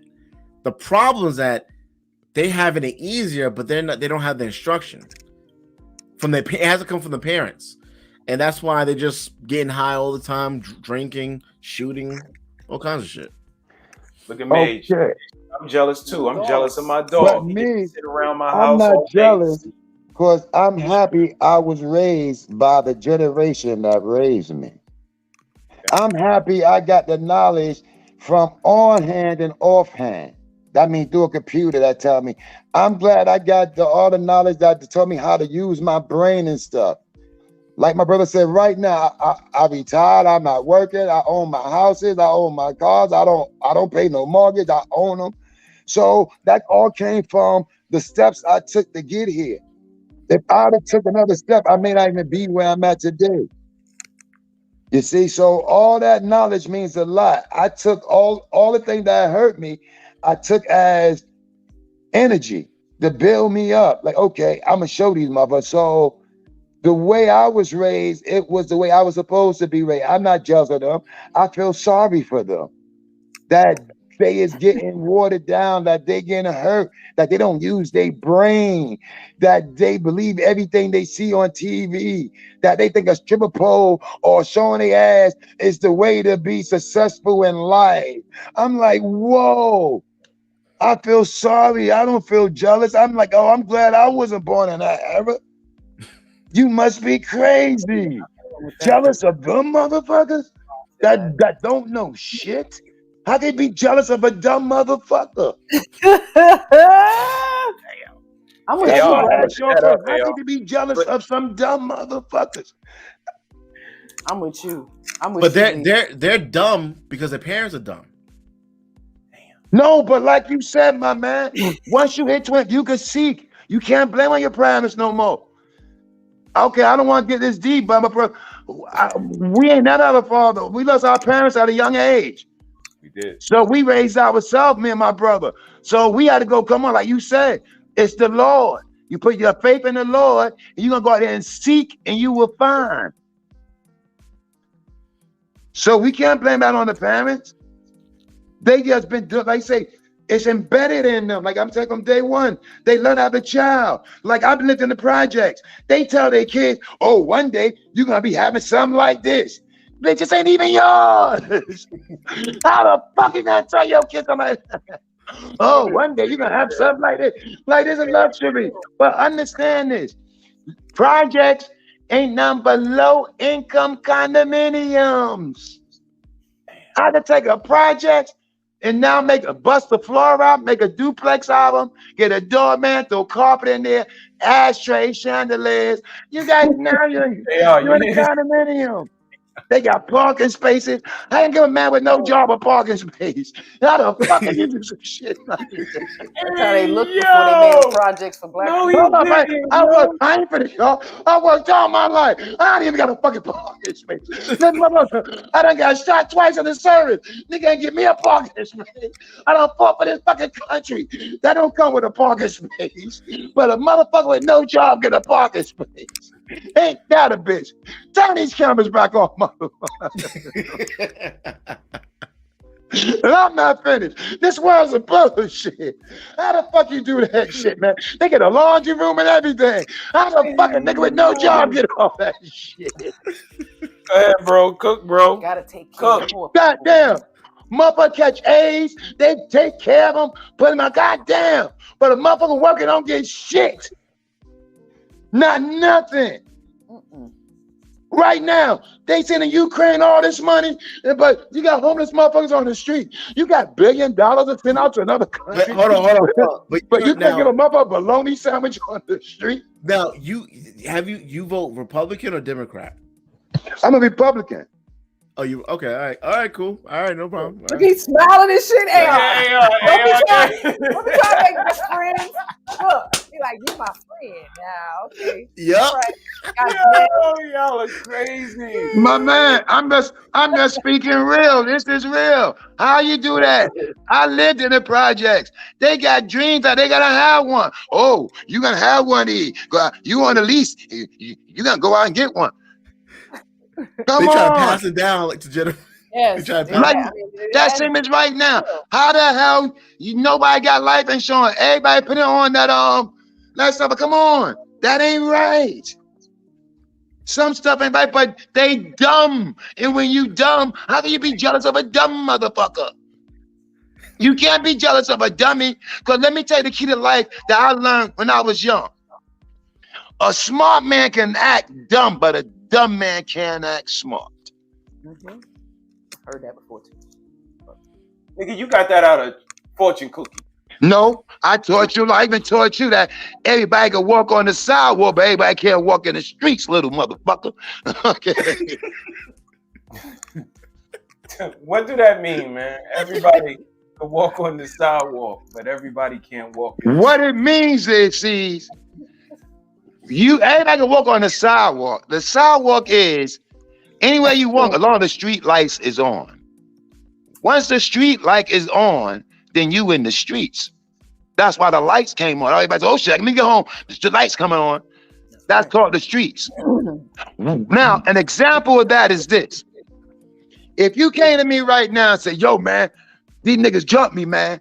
And I said, yo, what happened? Where was that? You said, yo, man. I said, what time was it? You say 3 a.m. Conversation stops. Like, what the fuck you doing in the streets? Did you learn anything, motherfucker? Don't go in the streets. But if you tell me the same thing happened, but if you tell me, hold on, if you tell me the same story, sees, and it happened 3 o'clock in the daytime, whoa, I'm going up there. We going to war. Them niggas wrong. Dreams. The same niggas though. But I'm busting their ass at 3 a.m. But at 3 in the morning, nigga, you wrong. That's the difference. That's the same thing I'm saying with that guy Quavo when he got shot. I think another woman got shot. It's 2:30 a.m. Most likely you got children. What are you doing out with a whole bunch of men rolling dice, smoking weed, drinking? You're supposed to get shot at that time. That's actually normal. Yes, he's in the street. But my man, look at this. Quavo got, what's his name? Take off, whatever his name. Yeah. Take off. He got shot, right? Mm-hmm. So fuck Duke the Jeweler. Nobody even speak on that motherfucker no more. In the same spot, fuck him. He just a dead man. Nobody speaks on no more. You see what I'm saying? Why nobody even still speak on him? The same shit happened with the same niggas. Why they? It's this guy. What about my man Duke? Oh, it's all right because there's another murder happened. So if they kill somebody else, they gonna forget about Offset. That's a number of the game, my man. This is a game. That's why everybody's so dumb. Even the police, they get paid. Everybody is dumbed down. The whole world is dumb. How the fuck the police gonna get dumb? When the fucking police, let me tell you something. You know this as a rule. You smart. If right now I'm in Florida, a bed and breakfast just had a big thing happening where people got killed. They arrested the people who did it, the people who threw the party, and the motherfucker who owned the goddamn spot. That's the law, nigga. Everybody goes to jail. Then we figure this shit out. That's the law. You went and got the owner who ran it out. You go to jail too. Everybody go to jail, motherfucker. Triple L, do the homeowner of that big mansion belong in Gladiator School? That's what you call jail. So now he do. He in the Gladiator School now. Honorary. If he didn't belong, he got his membership card that day. Friday he was in a cul-de-sac. Saturday he in jail. Gladiator camp, motherfucker. That's where he at. He in the camp, nigga. Criminals, and they're not. So Mage checked in. She said, "You need to be home before the street light comes on." That's what my mom said. Absolutely. Thank you, my sister. Somebody know that was the rule. But everybody want to be gangster now, cause this internet soups them up. Let me tell you something like this. Okay, let me get deep in y'all right now, and don't put on no goddamn another skit till I finish, motherfucker. I'm gonna shut this screen. Okay, let me get into the story. I'm around the way, and there's this guy around my name called Shooter. They call this guy Shooter. So I'm sitting in the park, I'm checking nigga out. He gets on the basketball court. Nigga can't play a lick, can't even shoot. So I asked my man, why they call this guy Shooter? He can't shoot, so I know he packing a pistol. They call him Shooter because he drive Uber. He would shoot you here, he would shoot you over there. So what I'm saying is, they're gonna get that man killed. These niggas don't know what the streets is all about. That same as, what the other nigga name? Slime Life. What the nigga name again? You want to in jail now? Okay, I know who you're talking about. I'm not saying his name though. That's his main man, Gunner. That nigga name is Gunner.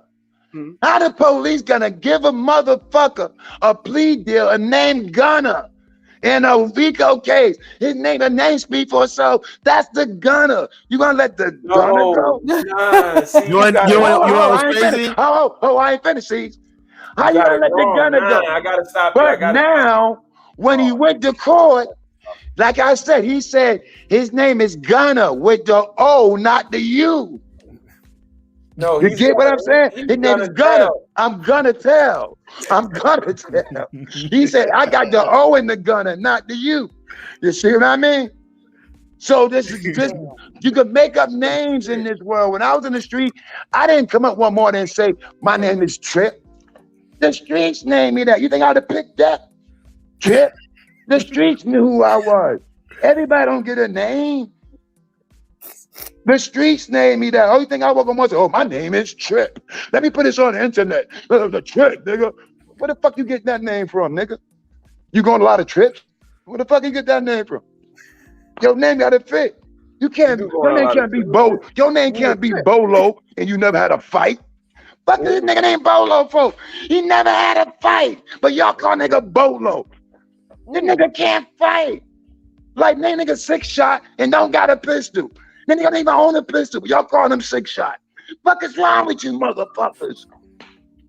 This world is fucked up. And I can keep on going. You want me to keep on naming these niggas' names? Nah, take a breath. Take a breath. You know what just came out? Speaking of Young Thug, the prosecutors are accusing him of doing a hand-to-hand drug deal in court. Hand job. He giving out hand jobs. I hope they give. Listen, if he committed those crimes, I think him, Casanova, just give him life. Give him life, or give him. I don't know. The death penalty would take a long time, but give him life, because these people, what are they accused of? If they did do it, of harming who? Black people. Okay, first of all, my man, you said one thing at the beginning. When you 20-some years old, you're responsible for your life. Didn't you say that? I said 15, yeah. 20. Okay, 20, so whatever. You're responsible for your life, right? So, Young Thug is going to beat this case. Because you giving all these niggas plea bargains, and them the niggas who did the killing. So right now, if I tell yo, man, I need to kill this guy for making $10,000, you know that ain't right. You going to tell me hell no, am I right? Am I right? I am. You're right.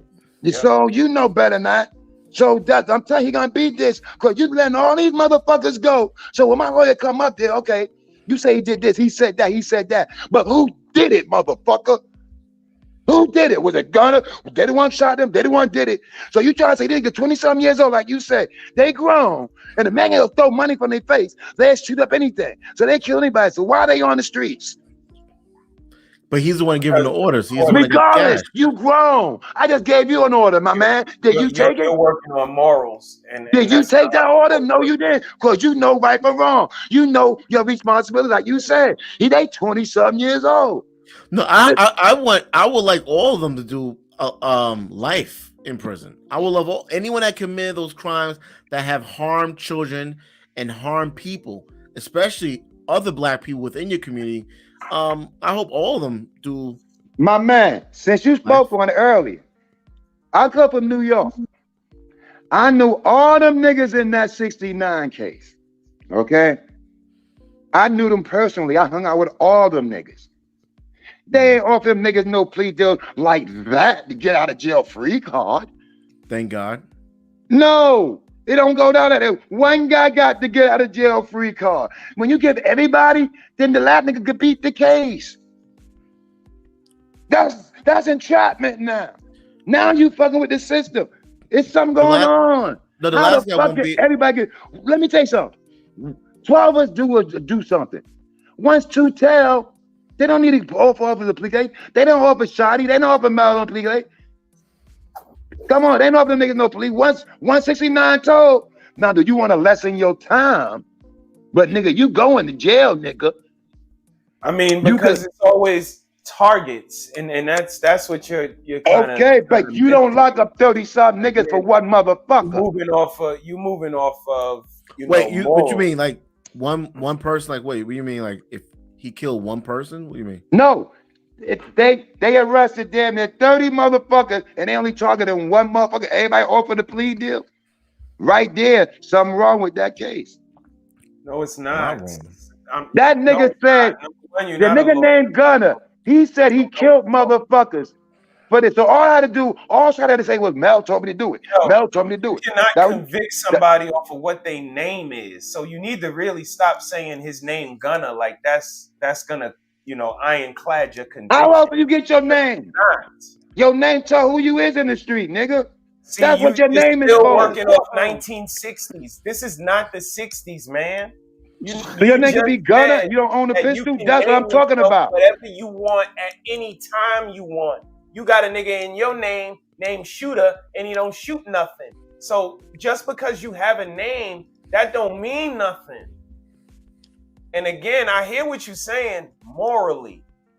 You offer all of these people to deal. The last guy is the last guy up. But they could be working it on a first come, first serve. Who knows what they're doing? Who knows what their intentions are?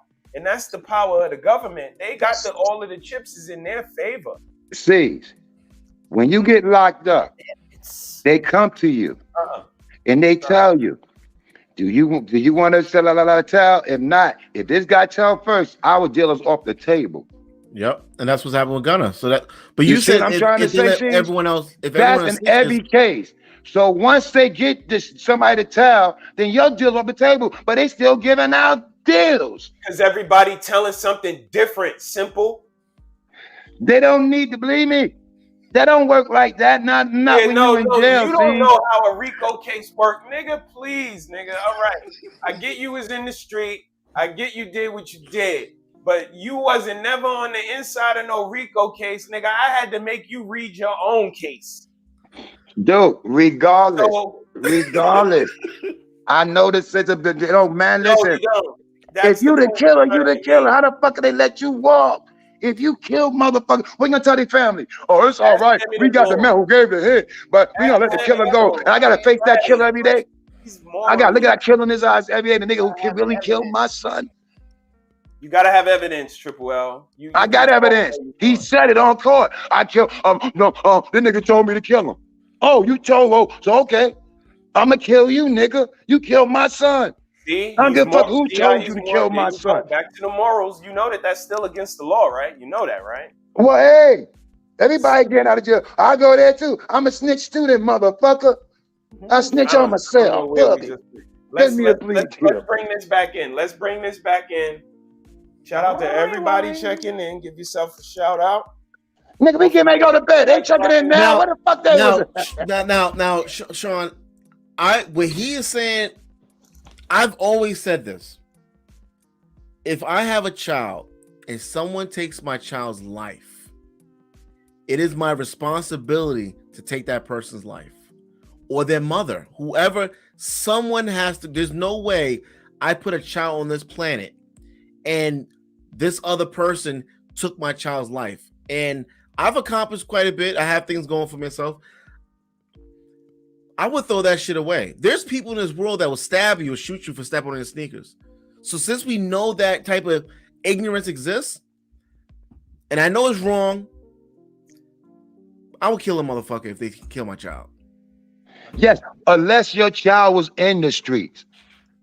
If your child was living that life, then I gotta let it go.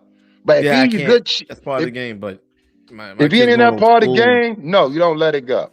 No. Okay. No. Okay. Danique checked in. Danique said, "I can see his point. They can be out getting paid from someone else tomorrow for the same type of jobs." Okay. Understandable. Mage laughing at us or with us, whichever one. We don't matter. It's all appreciated. But they want Young Thug though. That's the whole point. That's who they want. They want him. Their conviction rate goes up with him. They don't get. They don't. You really think they care? But listen, with the RICO cases, how long they've been watching them? What for 7?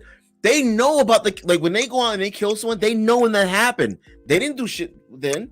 They let 5 more years pass by when other people get. They don't care about the other people being killed. They want the Young Thug. They do. I mean, imagine collecting 30 people to just get information from. Even if they don't have the information that they need, by the time they let the motherfuckers go, I'm telling you, somebody said something, they putting it together. You know what I mean? So they know how to work what they doing. Absolutely. Yeah, we can't get 3. We gonna snatch up all 30. Somebody gonna tell us something. They all gonna tell something. I mean, there you And go. the baby mamas, they all told. All of them. You heard the one saying, you got to come home. You got a son, and ain't nobody worrying about you. He was in court looking like this. He like. That's what these new niggas is. Yes, So, but I go by the old rules, and it's like this. See, I understand what y'all saying. I do. What both of y'all saying. What all 3 of y'all saying. But you killed my son, not Young Thug. He can say whatever the fuck he wants to. So what he told y'all to do it? You the dumb motherfucker that pulled the trigger. You said that shit in court. I was watching the trial, motherfucker. It's on YouTube. So the boss of the operation, the underboss of the operation, none of them have nothing to do with it. The soldiers. The boss is taken care of. He in jail for the rest of his life. So I'm not doing nothing to him. God gonna take care of him. Now time me take care of nigga who actually pulled the trigger. I get it. So just because somebody told me to kill you, I'm all right. It's all right for me to kill somebody. No, it ain't all right. That ain't justifiable because somebody told you. And you told a judge, so it's all right for me to go kill somebody. That ain't justifiable to me. Nobody said it's all right, but that's the reward for cooperating. You get out. Okay, so that's the judge justifiable. What is to the parents justifiable? They justifiable. But they didn't kill the court's kids. They didn't kill the court's kids. They killed my kid. It's the law. Your kid is not above the law. You see? But all I'm trying to say is, how is that justifiable to you? You ain't asking me what is justifiable to me. I want the okay, let me ask you a question. Both of y'all one question. If your kids got killed, would you rather lock up the man who shot him or the man who told him to shoot him? Man, it don't matter to me. My child is gone. That's what's most important to me. Rest of that shit is secondary, man. That's, again, American bravado, machismo, eye for an eye. I'm a man. I'm going to get you back. And then somebody going to come back and get your son or get your nephew. And then it just continues to go on. And we sit in these boxes and say, why do black men kill each other? Why we act like this? Because of this mindset of something happened to my child. My child is above the law because it belongs to me. But your child didn't have a job. Your child didn't contribute to society. Your child had baby mothers. He wasn't married. Like, your child was a piece of shit. He was ingrateful. He wasn't thankful for anything. Like, but everybody child is this angel. Everybody child is, no, my baby ain't never hurt nobody. No, a lot of y'all child ain't shit. They just people living like the rest of them. And like AR said, some of them need to fucking go. Did you see that shooting in was it? I think it was in Florida in the diner when the guy went in there with a fake gun and he robbed everyone. And the That was Texas. That was Texas. He shot him and then he threw the coffee at him. Oh no, maybe and that was Florida. The guy who I'm talking about got killed. Oh no, this guy got killed too. And the guy that shot him threw the He took everybody's money back and gave it back to them. And he kept shooting. And the mom was on the news saying that he didn't have to do him like that. My son was turning his life around. He was out on bond for the same shit he was. That was his last time. He was gonna go straight after that. Okay. Oh, no, I absolutely get what you're saying, but at the same time, it's a little bit of nuance in there. Let's see what Donique said. Donique said they traded Young for everyone else, like we traded Griner for the arms dealer. Same difference. Wow. So it's a trade-off. But one thing I want to say about the Brittany Griner thing, I am happy to see her wife immediately said that she wants to fight for other Americans to come home. So I was at least happy to see that she wasn't just worried about her wife.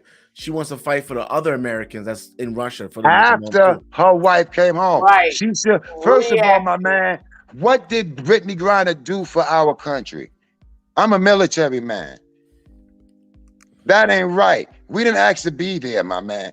We just fight for this country. So you trying to say just because this female can shoot a basketball and she get paid for it, nice money, and I'm over here for minimum wage, protecting our country, and you gonna give that up before getting us out?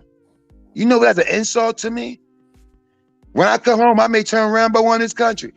I may ask them, yo, man, let's go against the U.S. Come on, man. That's fucked up. And they've been there for years. She just got there. She just got there. We've been sitting here running for years. You got a chance to get a couple of us out. You gonna trade that prisoner for her? I mean, she's a basketball person and she's an American celebrity. You know how much of a piece of shit she is? When she had another wife, when she got divorced, they adopted twins. Brittany Griner adopted twins. When she got divorced, she gave the twins back to the foster care, the adoption agency. Yeah, I heard that on YouTube. One of them. Wow. She said, yo, I don't want them motherfuckers. Wow. See what I mean? Neither one of the parents, neither one of the women kept the damn children. That's no. But all I'm trying to say is, as a service member, come on, man. That ain't right. If you had a chance to get us back home, that's what be their first priority. No, I agree. Where's the outcry of this? Like, we don't have a voice, right? We don't have a voice. But where is the... I'm sorry, man. Like, listen, man. I honestly believe it's over for black people. That it's over. It's over. And she could have been a throw-in. Because you let a murder go out for somebody else had cannabis on you? Good Lord. That's a hell of a trade. That's like giving Michael Jackson, like giving Michael Jordan, LeBron James up for one of the bench guys that we don't know. You don't do nothing like that. They did She got cannabis oil. That's all. But you gonna let a motherfucker who was trying to kill us out of jail. And LeBron James said he'd rather be in Russia than in America. Send his ass there. You change his mind. You shot him up a running back. He have holes in his sneakers. He running so fast. Well, let's take a look at a little bit of America before we get out of here. Let's take a look at this.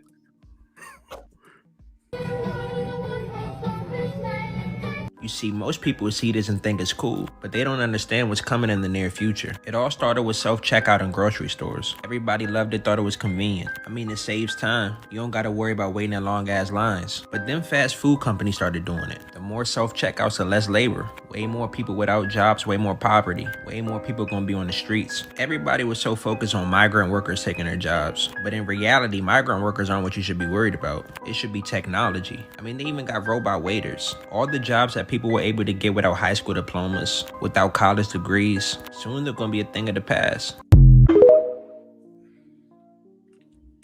That just means, well, I seen that and I love it, because you know what? All these places have horrible. I'm in New York City. Customer service is crazy, bro. It's crazy. Customer service is horrible. But you deal with the self-checkout, I don't get no fucking attitude. I get a back. Yeah, I love it. Get rid of all those fucking humans. They're trash anyway. Okay, my turn. Nope, not yet. Oh, I love them self-checkouts, man. That shit is sweet. Give it all the motherfuckers. I go to store with $3, leave it $150 worth of shit. Self-checkout, boy, that's the best thing they made in a long time. You seen the cartoons? They got the gates put you in a cage automatically before you walk out the store. Come on, man. You see, like I told y'all when we started, a smart man can act dumb, but a dumb man can't act so. When I get there, I'm dumb as a motherfucker. And that just means that people that use cashier type of jobs, they need to start moving towards technology. Anyway, my man, that gonna stop. They losing more money without a cashier than they would they had a cashier there. No, they're actually making more money. Machines don't take off. Machine has great service. No, they're making more money. Machines can't chase you. Machines don't know. Come on, man. I'm telling you, and you from New York. You know how we get down. You know how we get down, my man. You think they stealing now? They busting classes and shit now. They gotta be taking the machine too. Oh, that nigga worth money. Get that nigga. Yo, did y'all see the cat? It was a drive-through, and the guy when a young girl tried to hand the guy his change to a drive-through, he grabbed her and tried to kidnap her. My man, I'll see your video. That's crazy. You from New York? We taking ATM machines. So how can a nigga that be open field in New York City? Let's lean in. What you think? I was gonna say, I think if they were to design something like that, and humans are not in it, they can have to protect their stuff, man. I tell them, do me a favor, try it out in the Bronx. All the money they're gonna make. That robot be naked in the morning. You ever see a naked robot?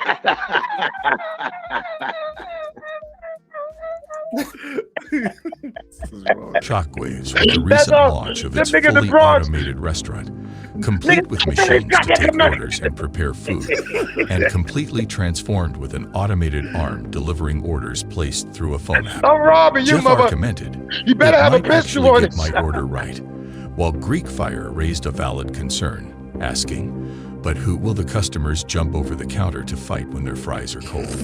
However, it's important to note that the introduction of automation at McDonald's is not expected to result in job losses. As Jesus pointed out, this is so gonna get looted. McDonald's will likely need to increase security in response. Despite the new technology, the robots will not be taking away human jobs. I'm a robot, and in 28 minutes, I wrote this video, created the images, generated the voice and the subtitles. Steve, what if Feather not teach it?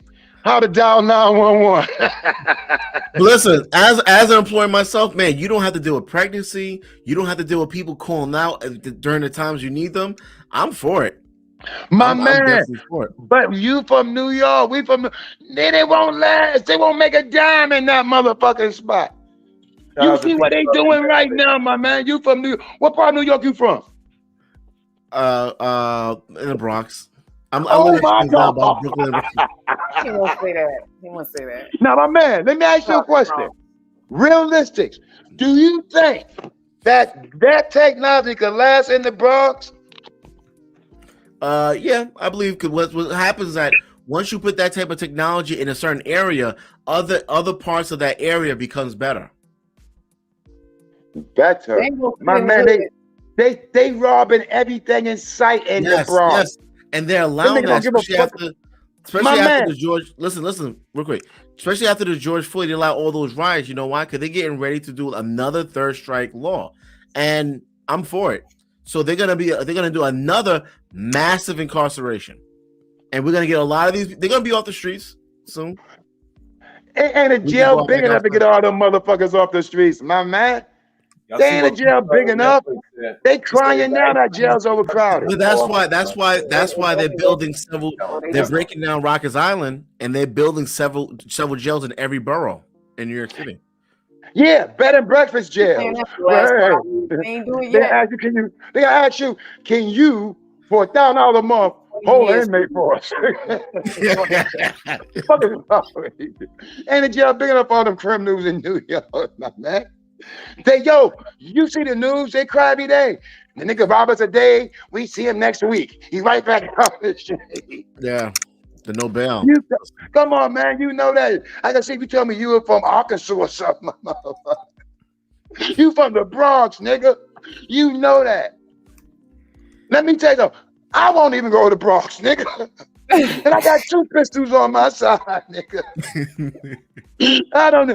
Thugs don't need to go to the Bronx. Yo, you going to the Bronx, man. Let me tell you how they handle it. You want to know how they handle it? The way they handle it since last year, we've had 1,000 people, illegals, a day coming to New York City. See, what happens is that you have a lot of the blacks. They're very extremely violent. So what you start to do, you start to replace them with what? Hispanics, which they're less violent. Still violent. And you start to give the Hispanics the benefits. Less violent. Okay. And that's what's happening as far as how you replace them. So my man, hold on. You talking about the Bronx? The tutorials out there, all the motherfucking Puerto Ricans out there killing. You got 15 guys chasing one 15-year-old down the block. Them niggas is out there killing. But Puerto Ricans are like blacks anyway, right? But I'm talking about that's from here. Out in the Bronx, I'm talking about the people that's not from here. They don't even speak English. They're illegals. They come in here getting all the benefits. That's how they all started. But a lot of them are focused on working for their families. Dude, not the ones in the Bronx, my man. So what happens? Yeah. So what happens that you take all those blacks and you move them further up to the east side of the Bronx. A lot of people from Brooklyn. How do you think a lot of people from Brooklyn got to the Bronx? If you're on government assistance, they control where you move. Yeah. Okay, yes. And you just keep moving all the blacks towards the east side of the Bronx, and then the west side of the Bronx is less violent. Why? Because there's more Hispanics on that side. Okay. All right. Soundview is filled with blacks. Okay. And when you go to the projects or the Third Avenue projects, the ones over there, they're for Puerto Ricans. Yeah, Americans. Okay. How can Puerto Ricans be? Okay, so but you think that's a mixture of blacks and Puerto Ricans? That makes the combination even worse. Yeah. Y'all need to have a show together. Messing with y'all. All right. So here's what we're gonna do now. What we're gonna do now is we're gonna get everybody's final thoughts. We're gonna give you the solo screen, and you can go for as long as you want. Make any final points. Tell the people what you want them to know before you get some rest for the night. I'm gonna start with you, Triple L. Thank you for showing up, big bro. I love you. I respect you. I appreciate you. And I like your show and I admire your style, but your pay so low, I might not be back for a while. What you got, bro? You got anything to say, man? I'm trying to tell everybody to stay positive and don't get caught up in the bullshit, because you could. And I don't know where y'all coming from, but I'm talking to my man right here from New York. You can walk out the house and it could be your last day. So cherish your life, my man. And I will be back, If you want a special appearance, let me know. But tell my brother, let me go off. Let me do my thing, dude. All right? And I got a comedy act I want to do for y'all, too. But tell my brother that he could book me one night. I get off his cash out. Don't worry about it, y'all. Okay? That nigga got ching sitting over there, I think, But let me do my thing. Let him hand me the mic one night. Y'all request it. Say, their brother gonna mic and tear it up for y'all. Let's have some comedy one night. Give him a little treat and let me go off on them. All right, man? Do that for me. Tonight, we appreciate you. We'll do. And remember, it's I say, he say, she say. We got you. Taking over. All right. We're gonna definitely line you up so you can do a nice little rundown for the people. And we appreciate you coming through. You're welcome anytime, big bro. All right, man. You head up. Let me make these phone calls now, because I was letting them go, because I was talking to my little brother. So they all got to take it or leave it. Am I right, my man? I appreciate that, man. All right, man. I'll see you later. One. Yo, I love you. Have a good night. Peace, my brother. Nice talking to you, my man. Nice to you too, man. My Republican brother. All right, man. Take care. All right. You saying that's your brother, but he seems more related to that's my brother. That's what he's a Republican. You know I'm gonna find a way to invite him to my show. He's a Republican. Yeah. Man, he said change his name to I said. I absolutely will. Oh man. Absolutely. And that is his person. AR, man, what you got, man? We appreciate you putting up with the OG, man. No, man. You know, he was saying a lot, man. So I was looking at him. I was like, wait, y'all look so much related. So y'all blood brothers, right? Yes. Yeah, man. That's I was looking at him. I was like, wow, y'all look alike. What's going on here? No, but I just want to say the only way black people can do better, you have to reprocreate with white people. There's no way. She gonna cut me off. There's no way a black person with another black person can have a great family. It's impossible. Like you see the Obamas, Michelle's a man. You're gonna have that stuff going on. So y'all got mad because right. I was just You lies, because my daddy made with a white woman and that shit didn't work out for them. That's nice with kids. Oh no, it worked out really well. Look where you at right. Look where you at right now. Sean, brother Harris, brother, he says happy as motherfucker. He be on my show talking to them other women, like yelling at them and shit. He be yelling at these women. He be yelling at them. My wife is great, man. So my wife is way better than y'all. So I think it worked out just fine, man. I think it worked out just fine. But listen, man, one thing I do want to say is that listen, when it comes to for parents, you know, pack up and move. It's gonna be a struggle, but don't stay in your community if it's messed up. Chicago, New York City has a lot of benefits, so I'm not gonna say just move out of New York City, but you gotta get out of these urban communities if the violence is high. Your kid, we had 7 people in 4 different high schools stabbed and shot today. It's ridiculous. Pack up and move. Well, first of all, tie your tubes, rip them shits out, whatever. Stop procreating, and pack up and move and create a better life for you and your child. So that's really, I don't like bastard children, man. Bastard breeders and bastard children, it makes my skin, it's like it makes my skin crawl. Because they do bad shit. There's no intentional parenting there. There's none. And I feel like they're going to rob me in a few years. It makes things worse. This is why we're here now. A lot of women were not taught. They were not taught about their body, the anatomy of it, their menstruals, how to deal with the opposite sex, the good sides of them. They were definitely taught all the negative and bad and anything that can happen. You know what I mean? So just a lack of teaching on us, and us mothers really need to take that role back. Stop letting these kids do any and every damn thing. We need to stop this attention whore mentality, because that's what it is. Like, we spend so much time on this. They're watching us. They see you do it. You want space. You don't want to be bugged and bothered with them, so they spend the majority of the time on these things as well. They're not learning shit. I have been an educator for 20 damn years, and to sit on the phone and discuss things with the head lady of the homeschool program and have her tell me stories about parents is amazing to me. Because when you take on the role of being a homeschool parent and your child needs to go take the SATs and such, and they don't know how to write. They don't know how to write in script, because there's certain parts on this test that it calls for that. You know what I mean? So parents are not taking the lead, and we've been showing many videos of people's kids being unjustly done in the school system because they failed everything, and now they get to the 12th grade and the parents is like, oh my God, what the hell is going on? Your responsibility. It's nobody else's responsibility, the government, the neighbor. When you decide to bring children into this world, it is your responsibility. And if the man doesn't stay around, guess what? It's still your goddamn responsibility. And you need to be intentional with that. You can't leave them any and everywhere. You can't run off to the parties and do frivolous bullshit. Your focus needs to be on those children. And like he said, don't repeat the cycle. If you've been through that trauma and those types of things, don't set your children in a position to have that same thing happen. So, be intentional.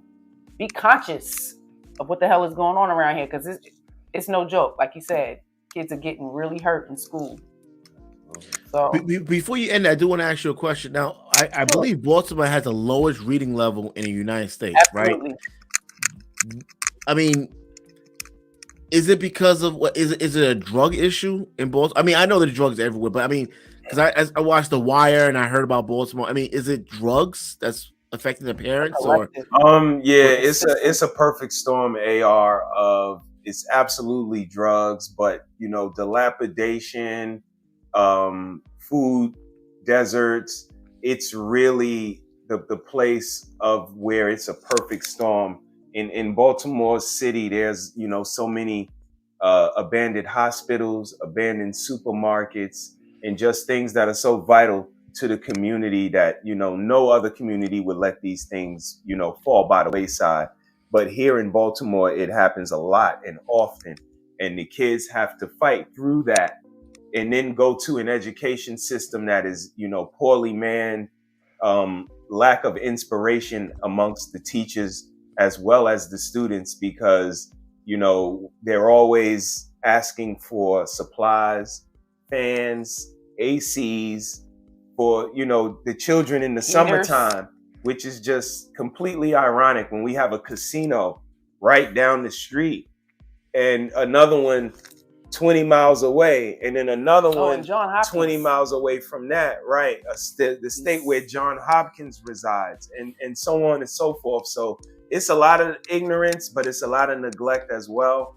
But it's a perfect storm of all of that that really makes it hard for these kids to become successful. And there's no pride in education. Like she said, so many kids are making it to the 12th grade, getting pulled back to the 9th grade, and their parents are like, why is this happening to my child? Like, you're not having conversations with this 12th grader. You don't notice that this 12th grader doesn't use 4-syllable words or doesn't know Moby Dick, or so a lot of the responsibility we try to alleviate from ourselves and say the school was supposed to do it, the state was supposed to do it, when no, like the missus said, you should be at the forefront. And if you do have to send them to somebody else's school for 6 hours, when they come home, you should at least be checking their work. You should be able to check their work. You should be giving them their own work that you have set aside for them. And, it's just that lack of attention to detail that, like you guys said, it's these young parents, it's these lazy parents that they just don't want to give to ensure that they're going to get a good adult. But most of them don't want a good adult. They just want somebody that's going to still be around when they are 55 and lonely, that's going to be able to take care of them. So, they're kind of setting themselves up as a, self-preservation type of thing, and a boyfriend, son type of thing, and to have a roommate. So it's a lot of dynamics going on there, but it's definitely happening, and a lot more here in Baltimore than a lot more places. Because, I mean, does Baltimore have government assistance the way anyway? Because New York City, I mean, I know you haven't been in New York City, you haven't lived here in a while, but as you know, government assistance is really big. There are, I think there's like over 30,000 people in New York City that work full-time jobs and they're homeless. But people that don't have no job, they don't have jobs. They have a lot of kids. There's no father on the birth certificate. They actually make more money than I think a lot of people that are working. So it's Baltimore. I mean, New York City people, the government, the people, they make money off of the environment doing horrible because there's more grants, there's more funding. Is Baltimore the same? Or I would say so. Because we have a lot of brown people running these cities. Why they still look like this? We've been here almost 6 years. It's a lot of goddamn talk. I don't see nothing happening. There's so many beautiful places here that can be rebuilt. How long is it going to take? We really need to take 10 years to build a fucking foundation, to knock some shit down. And what they'll tell you here is things are, what do they consider it? Not ancient, but historic. These shits are you kidding me? Y'all got boards up? Like, that don't even make sense.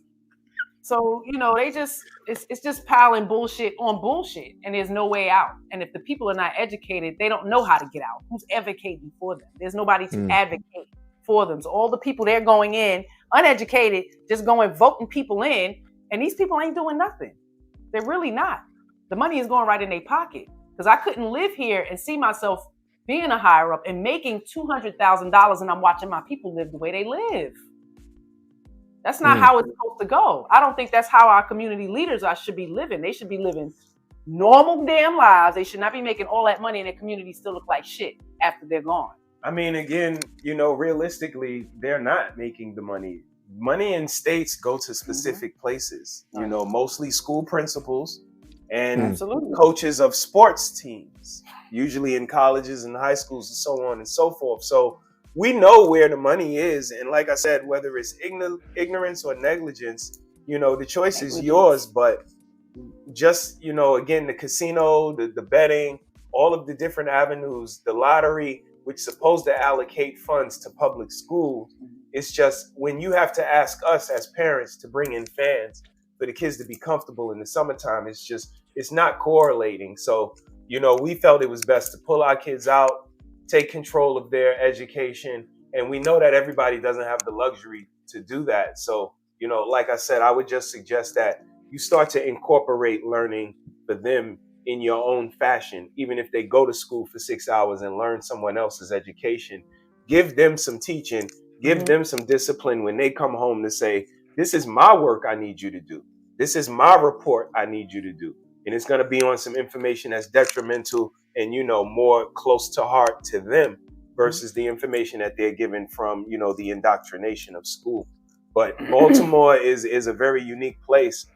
We came here because we lived in a 98%, you know, maybe even more, predominantly white area where I used to go to college. I was coaching basketball up there. And when we left there, we got treated in such a way that we said, we want to go to the blackest place in America that we can go to. And, you know, Maryland was the place. And our daughter was going to college in Maryland as well. So we wanted to kind of create a sweet spot for her. So that's why we landed here. And we've tried to add to the community. We've tried to, you know, become a part of the nonprofit arena.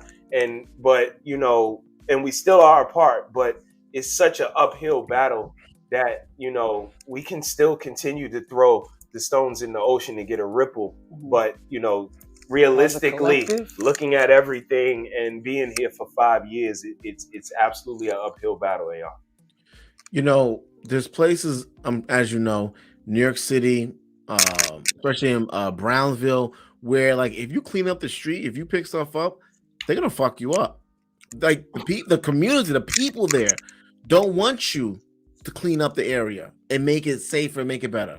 You know, so I guess that's how they can continue their activity. I just always found it to be crazy how even like you take Chicago, you hear about the I guess O Block as a community.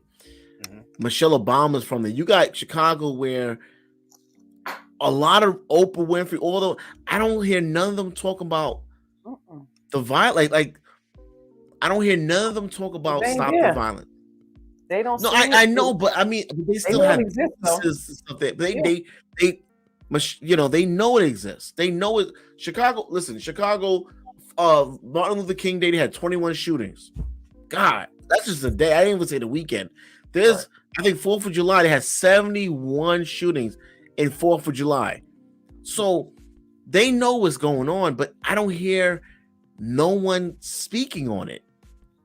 The people that I don't think it's coincidental, AR, and you know, even on top of all of that, look at Channel 4 last night. NBC on a Wednesday night consists of Chicago PD, Chicago Fire, and Chicago Med. That's the lineup. 8, 9, 10 o'clock. And this is America, man. We make it a jungle. We tell you it's one of the worst places, and then we put it on TV for 3 hours of drama for you to watch. And, you know, I was watching videos today. I watched Criss Cross. I watched Coolio. All of these videos, black men were in negative condensations, negative arenas. I watched Redman and Method Man, sawed-off shotgun, hand on the pump. They were like electricity they had going through their body, and they would throw electricity to the gas station, throw electricity here. But the cops were in a standoff with them.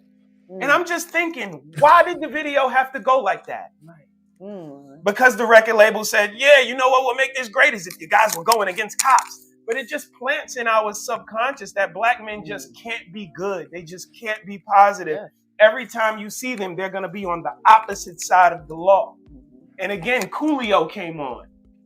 Gangsta's Paradise, where he's sitting in front of Michelle Pfeiffer, and even she's mean. AR, she's like, yeah, Gangsta's Paradise. And I'm just like, they created this aura. And I'm just working, and I'm looking over, and I'm working, and I'm looking over, and I'm like, shit. Every video is a negative conversation with the black man. He's going against police. Juvenile was on. You a paper chaser, you got the block on fire. Everything about the hood. Police was in every scene. Running from the police, stealing from the police, laughing at the police.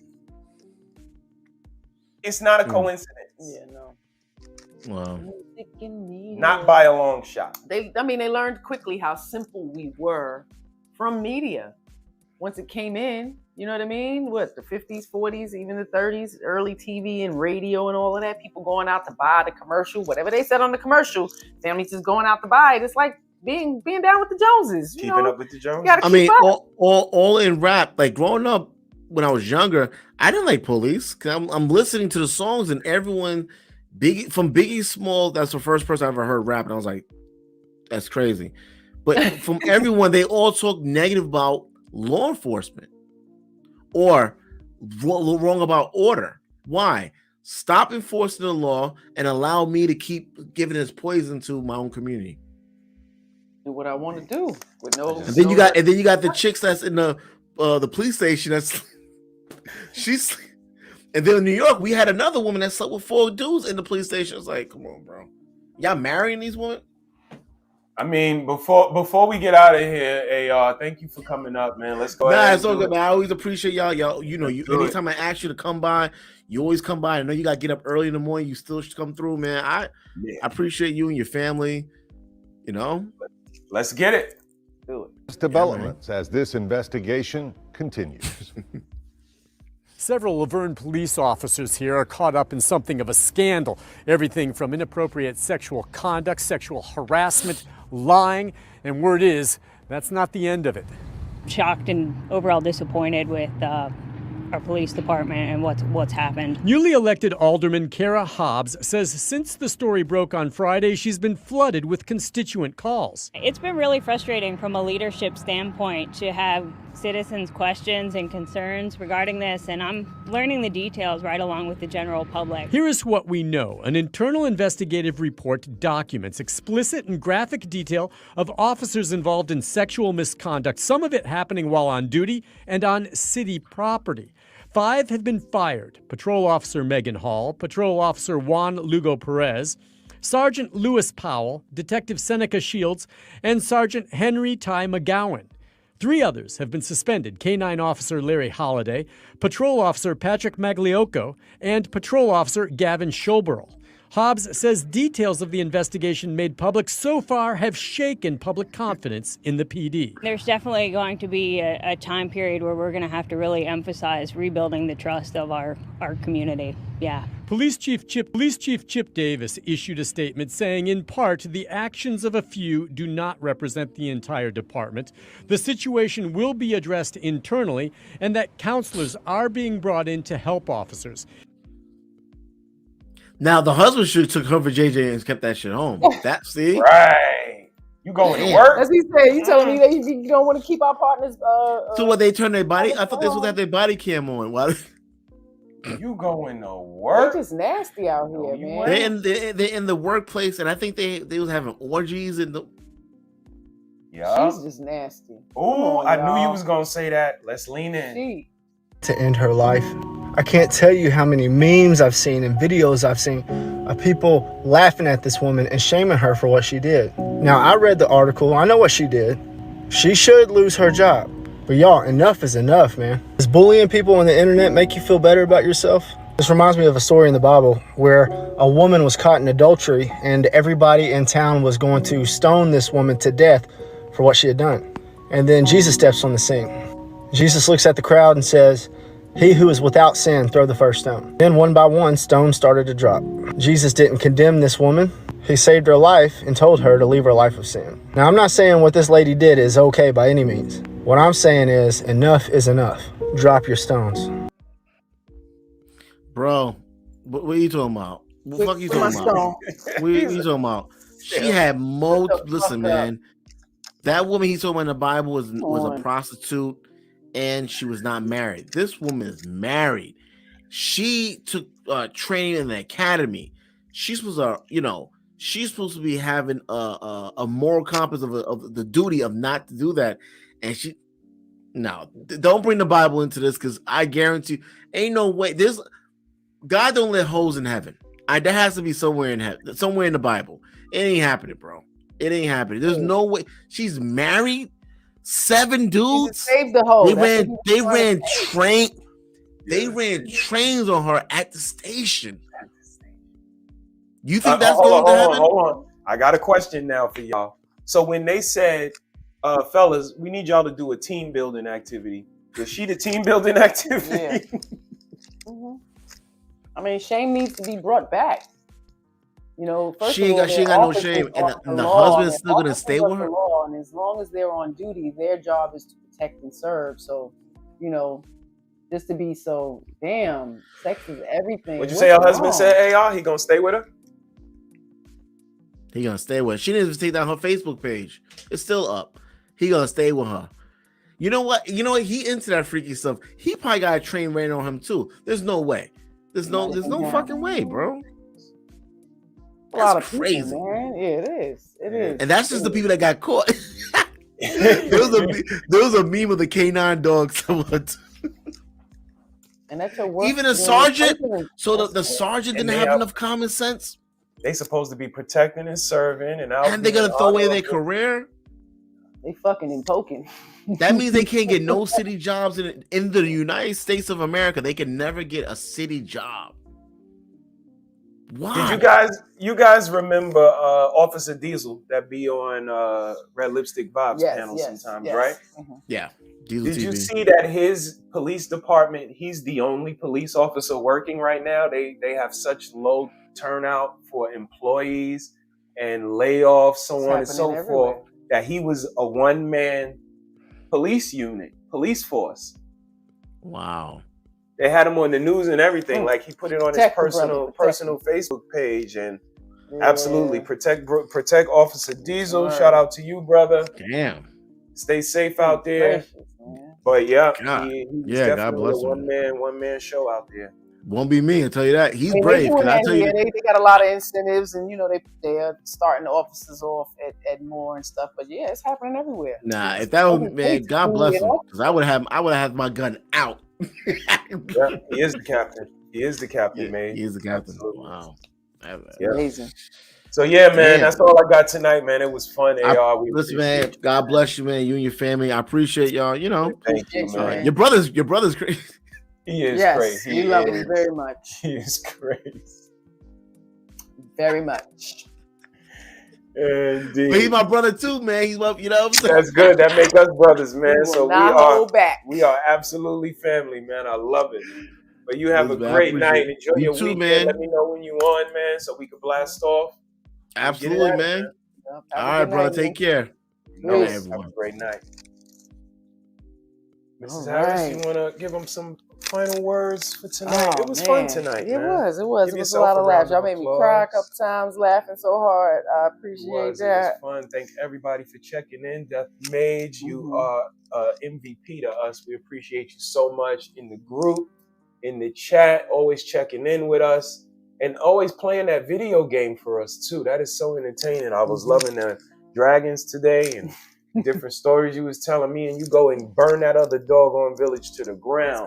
Whatever that tribe is, man. They get me mad at them from messing with Mage. 3 times they messed with their crew.